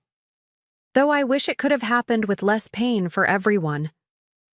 "That's not how it works though, is it?" She smiled wryly. "The important lessons always seem to hurt a bit."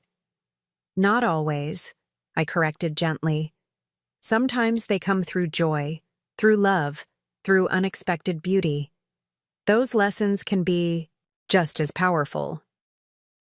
We stood together in comfortable silence, watching the moonlight on the water, the eternal rhythm of waves against the shore.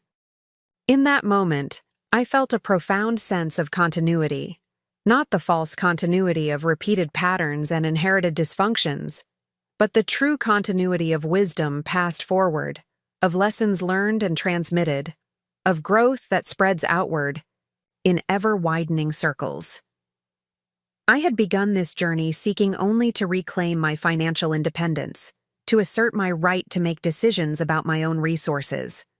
I could never have anticipated how that single act of resistance would cascade into such profound transformation, not just for me, but for everyone connected to me. Standing there with my granddaughter, watching the moonlight paint silver paths across the endless ocean, I understood that what I had gained went far beyond money or property or even autonomy. I had gained myself, not the self I had been, before all the sacrifices and compromises, but a new self, one tempered by loss and strengthened by resilience, one capable of both firm boundaries and genuine connection. It was this self, authentic, unapologetic, yet still capable of immense love, that was my true inheritance. And it was this self that I would pass on to Sophia, to Mason, and perhaps even to Rebecca, not through lecture or demand, but through example, through living with integrity in the precious time that remained to me. The journey hadn't been easy. It had required me to face my deepest fears, to weather rejection and manipulation, to stand alone when standing alone seemed impossible.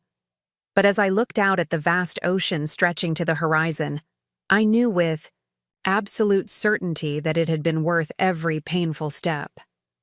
When my daughter claimed I couldn't make decisions, she had inadvertently given me the greatest gift possible, the catalyst to prove, to her, to myself, to the world, that I could indeed make decisions, not just about money, but about my value, my boundaries, my very life. And in making that most fundamental decision, to finally put myself first after decades of coming last, I had discovered a truth that had eluded me for 63 years, that self-respect isn't selfish, that boundaries aren't cruel, that taking care of oneself isn't a luxury but a necessity, and that sometimes the most loving thing we can do for others is to stop enabling patterns that diminish us all. As Sophia and I turned to rejoin the others inside, I caught a glimpse of my reflection in the gallery window, silver hair gleaming in the moonlight, shoulders straight, eyes clear and direct. I hardly recognized this woman who looked back at me, so different was she from the diminished figure who had once apologized for buying herself a car. But I knew her. In some essential way, I had always known her. This strong, creative, unapologetic version of myself who had waited patiently beneath decades of self-sacrifice and accommodation. She had been there all along, watching, waiting for me to finally claim the life that had always been mine to live. "Ready to go back inside, Grandma?" Sophia asked, holding the door open. I smiled, both at my granddaughter and at the reflected woman who smiled back at me with such quiet confidence. "Yes," I said, stepping forward into the warm light of the gallery, surrounded by the art I had created, the friends I had chosen, and the family I was rebuilding on healthier ground. "I'm ready." A year after the gallery exhibition, I sat in the community college classroom waiting for the creative writing instructor to arrive. My second semester taking courses had evolved from a casual interest to a serious pursuit. At 65, I found myself jotting story ideas in notebooks while watching the ocean from my deck, revising essays late into the night, and reading craft books with the intensity of someone discovering a new world. Today was significant. We would learn which of our submissions had been selected for the college's annual literary magazine. I wasn't particularly hopeful about my chances. Many of my classmates were talented young writers with formal education in literature, while I was still finding my voice after decades of silence. When Professor Winters entered, her silver-streaked hair pulled into a casual knot, glasses perched on her nose, she carried a stack of literary magazines fresh from the printer. The glossy covers reflected the fluorescent classroom lights as she placed them on her desk with ceremonial care. "Before I distribute these," she announced, "I want to acknowledge the exceptional quality of work we received this year. The selection committee had difficult decisions to make." I shifted in my seat, reminding myself that the joy was in the writing itself, not external validation. Still, a small part of me, the part that had spent decades putting others' needs before my own, desperately wanted this recognition. The committee selected 20 pieces from over 200 submissions, Professor Winters continued. And I'm particularly pleased to announce that this year's featured writer, whose work opens the collection, is Eleanor Wilson for her essay The Price of Yes. A wave of applause filled the room as my classmates turned toward me with genuine smiles. I sat immobile, unable to process what I'd just heard. My essay, the deeply personal piece about the patterns of self-denial that had shaped my life, was not only selected, but featured. "Eleanor," Professor Winters called, "would you like to come up and receive the first copy?" I moved to the front of the room as if in a dream, accepting the magazine with trembling hands. There on the first page was my name, my words, my truth, offered to the world without apology or diminishment. The committee was particularly struck by the essay's unflinching honesty and universal resonance, Professor Winters explained to the class.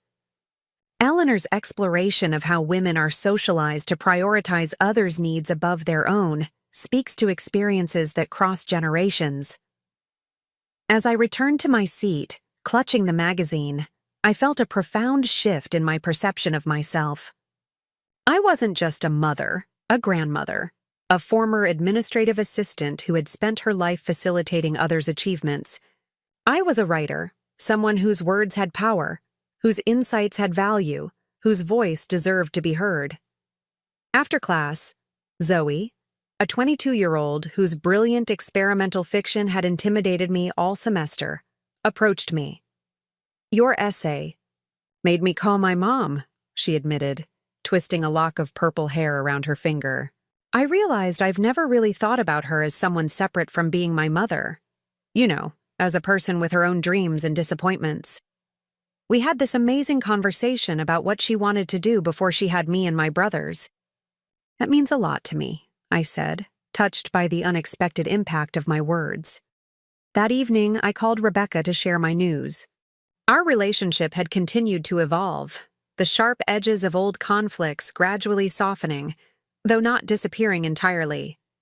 We had established a rhythm of weekly calls and monthly visits that respected both my independence and our familial connection. "Mom, that's amazing!" she exclaimed when I told her about the literary magazine.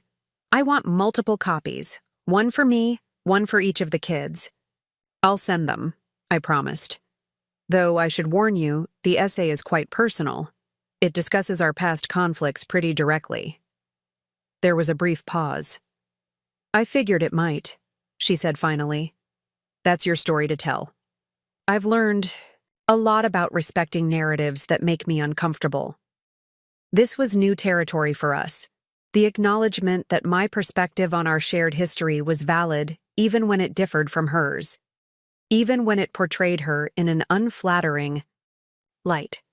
The old Rebecca would have demanded revisions, insisted on approving my words, perhaps even threatened consequences if I didn't comply with her version of events. This Rebecca was learning to sit with discomfort without trying to control it. 2 weeks later, I received an unexpected email from Dr. Williams, my therapist. "Eleanor," she wrote, "a colleague of mine teaches a psychology course at Northwestern, and she assigned your essay to her students as part of a unit on family systems and boundaries. The discussion it generated was so powerful that she's asked if you might be willing to speak to her class next month when you're in Chicago visiting the grandchildren.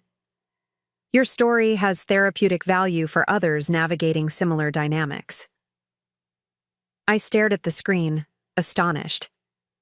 My words, the private reflections I had scribbled in notebooks during sleepless nights, were being used to help others understand psychological patterns that had taken me 6 decades to recognize. After careful consideration, I agreed to speak. When I informed Rebecca of this addition to my Chicago itinerary, she surprised me by asking if she could attend as well. "Are you sure?" I asked, concerned about her comfort level with such public discussion of our difficulties. "Not entirely," she admitted with refreshing honesty. "But I think it's important, for both of us." The day of the lecture arrived with unexpected April snow swirling against the windows of Northwestern's psychology building. I stood at the podium, heart-pounding, as Dr. Harris introduced me not as a mother or grandmother or retiree, but as a writer whose work illuminated important psychological principles about boundaries, autonomy, and intergenerational patterns. Rebecca sat in the back row, her expression a complex mixture of support and trepidation. "My journey begins in a place familiar to many women of my generation," I started, my voice steadier than I expected. "With the belief that my value was measured by what I could provide to others, especially my child." For the next hour, I shared my story without dramatics or self-pity. but with unflinching honesty. I described the decades of self-erasure, the reflexive prioritization of Rebecca's needs above my own, the moment of rebellion that came with buying myself a car, and the painful consequences that followed. I analyzed the cultural messages that had shaped my understanding of motherhood, the economic vulnerabilities that had reinforced my compliance, and the therapeutic interventions that had ultimately helped me reclaim my agency. The most difficult lesson, I concluded, was recognizing my own complicity in a dynamic that hurt us both. By never setting boundaries, by teaching my daughter that my purpose was to fulfill her needs at any cost to myself, I failed to model healthy self-regard. The most loving gift I could ultimately give her, and myself, was to break that pattern, however painful the process. The questions that followed were thoughtful and engaging. As the session wound down, a young woman raised her hand. "This question is actually for both you and your daughter, if she's willing to answer," she said, looking toward Rebecca. "How do you navigate your relationship now? What's different in how you communicate and establish boundaries?" Rebecca had not planned to speak, but after a moment's hesitation, she stood. "I'm still learning," she began, her voice slightly unsteady. "For most of my life, I operated on the assumption that my mother's purpose was to support my goals, to solve my problems, to center her life around mine. When she stopped doing that, it felt like a betrayal rather than a healthy assertion of her personhood." She paused, gathering her thoughts. "The work I've had to do, am still doing, involves recognizing her as a complete human being separate from her role in my life. It means checking my expectations, questioning my entitlement, and respecting boundaries I used to bulldoze without a second thought." A graduate student followed up. "Has this changed how you parent your own children?" Rebecca nodded, profoundly. "I'm trying to teach them what I never learned. That love doesn't mean self-erasure, that respect involves reciprocity, that healthy relationships require both people's needs to matter." As we left the classroom together, Rebecca touched my arm lightly. "That was harder than I expected," she admitted. "Hearing it all laid out like that, the patterns, the harm caused. It's one thing to discuss it privately in therapy, another to hear it analyzed in an academic setting." "Was it too much?" I asked, concerned that I had pushed our fragile reconciliation too far. She shook her head. "No. Uncomfortable, yes, but necessary. I keep thinking about how this pattern might have continued if you hadn't drawn that line in the sand. How I might have spent my whole life taking without seeing, demanding without appreciating." The next morning, I had breakfast with Sophia, now 17, and beginning to think about college applications. She had grown into a remarkable young woman, thoughtful, perceptive, and possessed of a strong moral compass. "I read your essay, Grandma," she said as we sat in a cafe near Rebecca's new home. "The one in the literary magazine." "What did you think?" I asked, curious about her perspective as both a family member and a young woman coming of age in a different era than mine. She considered the question seriously. It made me sad, but also hopeful. Like, I could see this pattern that trapped both you and Mom for so long, but also how it can be broken. How it is being broken. "I've been thinking about it a lot in terms of my own life," she continued. "About how I want to structure my relationships, my future. I don't want to fall into those same patterns, either giving too much of myself away or expecting others to sacrifice for me." "What kind of patterns do you want to create instead?" I asked. Her eyes lit up with the passion of youth envisioning possibilities. Ones based on real mutuality, where everyone gets to be a full person with their own needs and dreams, not just supporting characters in someone else's story. I reached across the table and squeezed her hand, moved by her clarity. "That's a worthy aspiration, and a challenging one." Back in Oregon, spring was transforming the coastline. Wildflowers dotted the bluffs with explosions of color, migrating. Whales passed close to shore on their northward journey, and the days stretched longer, offering extended hours of the golden light that painters cherish. I settled back into my coastal rhythm, morning beach walks, afternoons at the bookstore or in my garden, evenings devoted to writing or painting. My friendship with Jim had evolved into a comfortable partnership that respected both our independence and our desire for companionship. We maintained separate homes but shared meals several times a week, traveled occasionally to explore other coastal communities, and provided each other with the simple gift of being seen and valued without demands or expectations. One morning, in late May, I received a call from an unfamiliar number. The woman on the line introduced herself as Andrea Chen, an editor at a small but respected publishing house that specialized in memoirs and personal essays.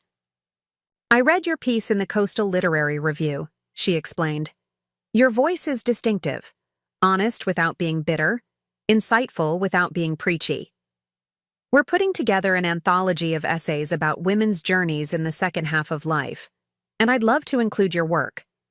I thanked her for the opportunity, still adjusting to the idea that my writing might have value beyond personal expression.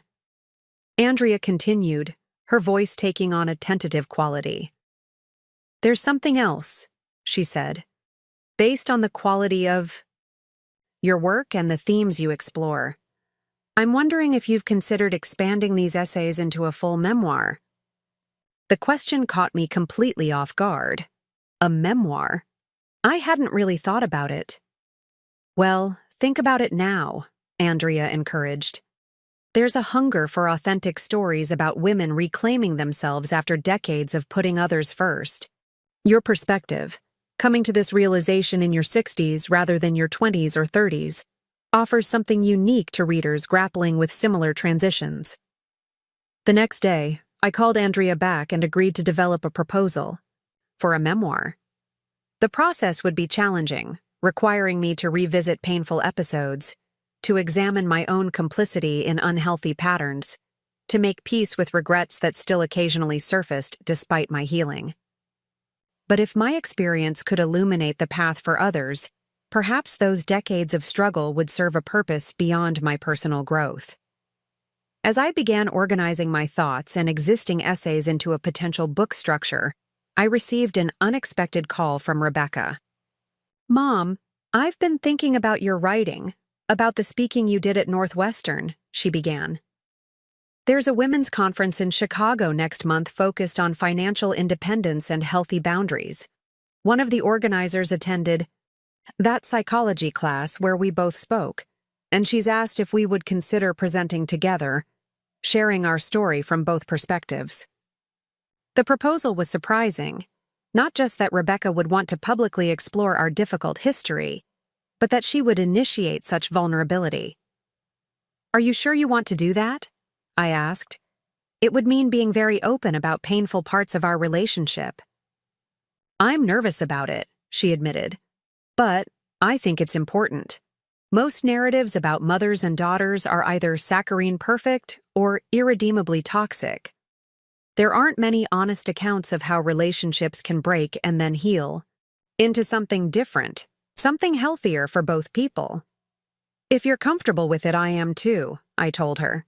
The conference presentation required intensive preparation, not just organizing our thoughts and experiences into a coherent narrative, but doing the emotional work of revisiting difficult terrain together.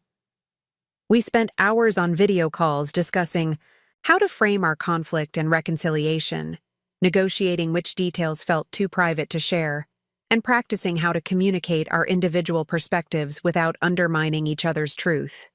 The process itself became a form of healing, requiring a level of honest communication we had rarely achieved in the past. We discovered blind spots in our understanding of each other, moments where our perceptions diverged dramatically, and surprising areas of alignment we had never acknowledged. "I never realized how trapped you felt," Rebecca admitted during one particularly intense conversation. "I saw your constant giving as a choice, even a form of control. The martyr who Makes everyone else feel perpetually indebted. I didn't understand it was the only way you knew how to secure love. Her insight struck me with the force of revelation. There was truth in it. My self-sacrifice had indeed been a strategy for ensuring I wouldn't be abandoned, a response to my own insecurities about my intrinsic value. And I never fully appreciated how my refusal to set boundaries affected you, I acknowledged. How it taught you to see my needs as optional, my personhood as secondary. That wasn't fair to either of us. The audience at the conference, predominantly middle-aged and older women, listened with rapt attention as we shared our story. Not as a simple tale of villain and victim, but as a complex exploration of cultural conditioning, economic vulnerability, and the courage required to disrupt long-established patterns. The most important lesson for me, Rebecca told the audience during the question and answer session, was learning that love without respect isn't really love at all. I thought I loved my mother, but I didn't respect her autonomy, her right to make choices I disagreed with, her existence separate from her usefulness to me. And I had to learn that setting boundaries isn't selfish or unkind, I added. It's essential for authentic relationship. My inability to say no wasn't a gift. To my daughter, it was a model of self-erasure that harmed us both. The response was overwhelming.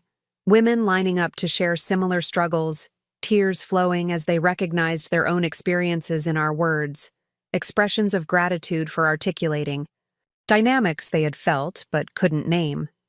Many were mothers and daughters who had attended together, hoping to find a path through their own conflicts. One pair particularly touched us, a woman in her 70s and her middle-aged daughter, both tearful as they approached us after the formal session ended.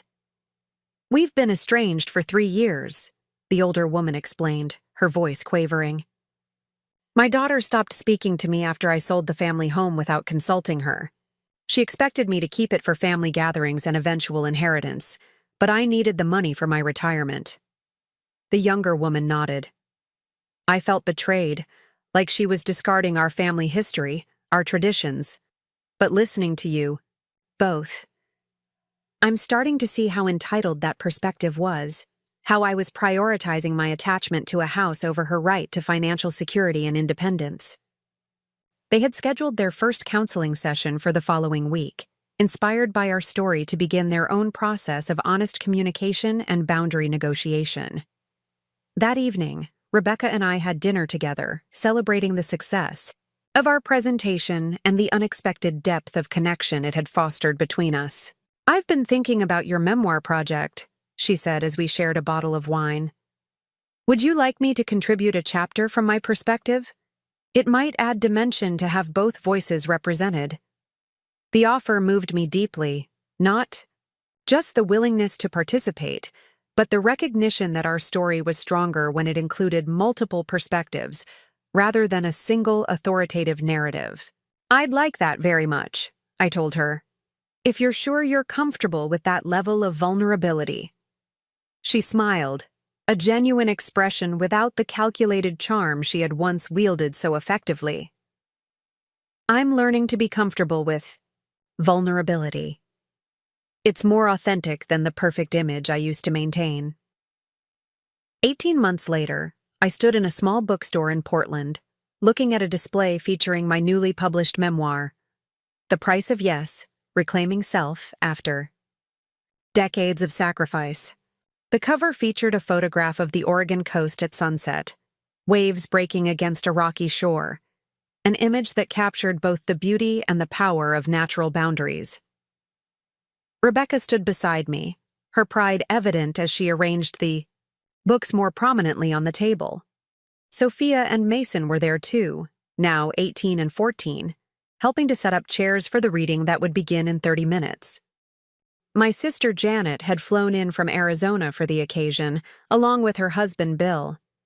Jim was chatting with Harriet and Lydia near the refreshment table, these important pieces of my new life intermingling with the remnants of my old one. As people began to file in, some friends from the coastal community, others strangers who had read about the event in the local paper, I felt a momentary flutter of panic. Who was I to stand before these people and speak as if my ordinary life contained wisdom worth sharing? Rebecca must have sensed my anxiety. She squeezed my hand and whispered, "Remember what you taught me? That every person's story has value? That includes yours, Mom." When the time came, I approached the podium, looking out at the faces turned expectantly toward me. Some my age, wrestling with similar transitions. Some younger, perhaps hoping to avoid the patterns I had fallen into. Some older, nodding in recognition of experiences that transcended generational differences. "Thank you all for coming," I began, my voice steady despite my nerves. The journey I describe in this book began with a simple act of self-assertion, buying a car without seeking anyone's approval. But it quickly became about something much deeper. The question of who owns a woman's life. Is it her family? Her children? The cultural expectations that shape her understanding of her role? Or is it, finally and fundamentally, her own? As I read selected passages from the memoir, I watched the audience's reactions, the nods of recognition, the occasional tears, the small smiles of connection. In the back row, Rebecca sat with Sophia's hand clasped in hers, both of them listening, intently despite having heard these stories many times during the writing process. When I finished reading and opened the floor for questions, a woman in her 50s raised her hand first. "I'm struggling with this exact issue right now," she admitted. "My adult children expect me to continue providing financial support even though I'm nearing retirement age. When I try to set boundaries, they accuse me of being selfish or uncaring. How did you find the courage to stand firm when the emotional manipulation was at its worst?" I considered her question carefully, aware that many in the room might be wrestling with similar challenges. The hardest part, I acknowledged, wasn't making the initial decision to stop the financial support. It was withstanding the aftermath, the accusations, the attempts to make me question my own judgment, the threatened loss of relationship with my grandchildren. What helped me most was having a clear understanding of my own worth, separate from my role as a provider. I glanced at Rebecca, who nodded encouragingly. I also had to accept that standing firm might mean losing relationships I valued deeply. That was terrifying. But I ultimately realized that any relationship contingent on my self-erasure wasn't truly nurturing me anyway. The question and answer session continued for nearly an hour, the conversation expanding beyond my specific experience to explore broader issues of women's autonomy, financial independence, and the cultural scripts that make boundary setting so difficult, particularly for mothers. As the event wound down and people lined up to have their books signed, I felt a profound sense of completion, not of my journey, which continued to evolve in unexpected ways, but of the particular chapter that had begun with that fraught phone call about my car purchase. The pain and conflict of that period had been transformed into something useful, something that might ease another woman's path towards self-reclamation. Rebecca approached as I signed the last book, placing an arm around my shoulders. "Proud of you," she said simply. "Proud of us," I corrected her. This healing has been a shared achievement. Later that night, back at the hotel where I was staying during my Portland visit, I stood at the window looking out at the city lights. At 67, I had finally learned what had eluded me for most of my life, that my value did not lie in what I could provide to others, but in my inherent worth as a person. That true love required respect, not just affection. That boundaries were not barriers to connection, but essential foundations for it. The road to this understanding had been longer and more painful than I would have chosen. But standing there, reflecting on all that had transpired since that pivotal moment of rebellion, I felt no regret for the difficult path I had walked. It had led me here, to authenticity, to self-respect, to relationships built on mutual care rather than one-sided sacrifice. When my daughter claimed I couldn't make decisions, she had inadvertently given me the push I needed to make the most important decision of my life. to finally, belatedly, prioritize my own well-being.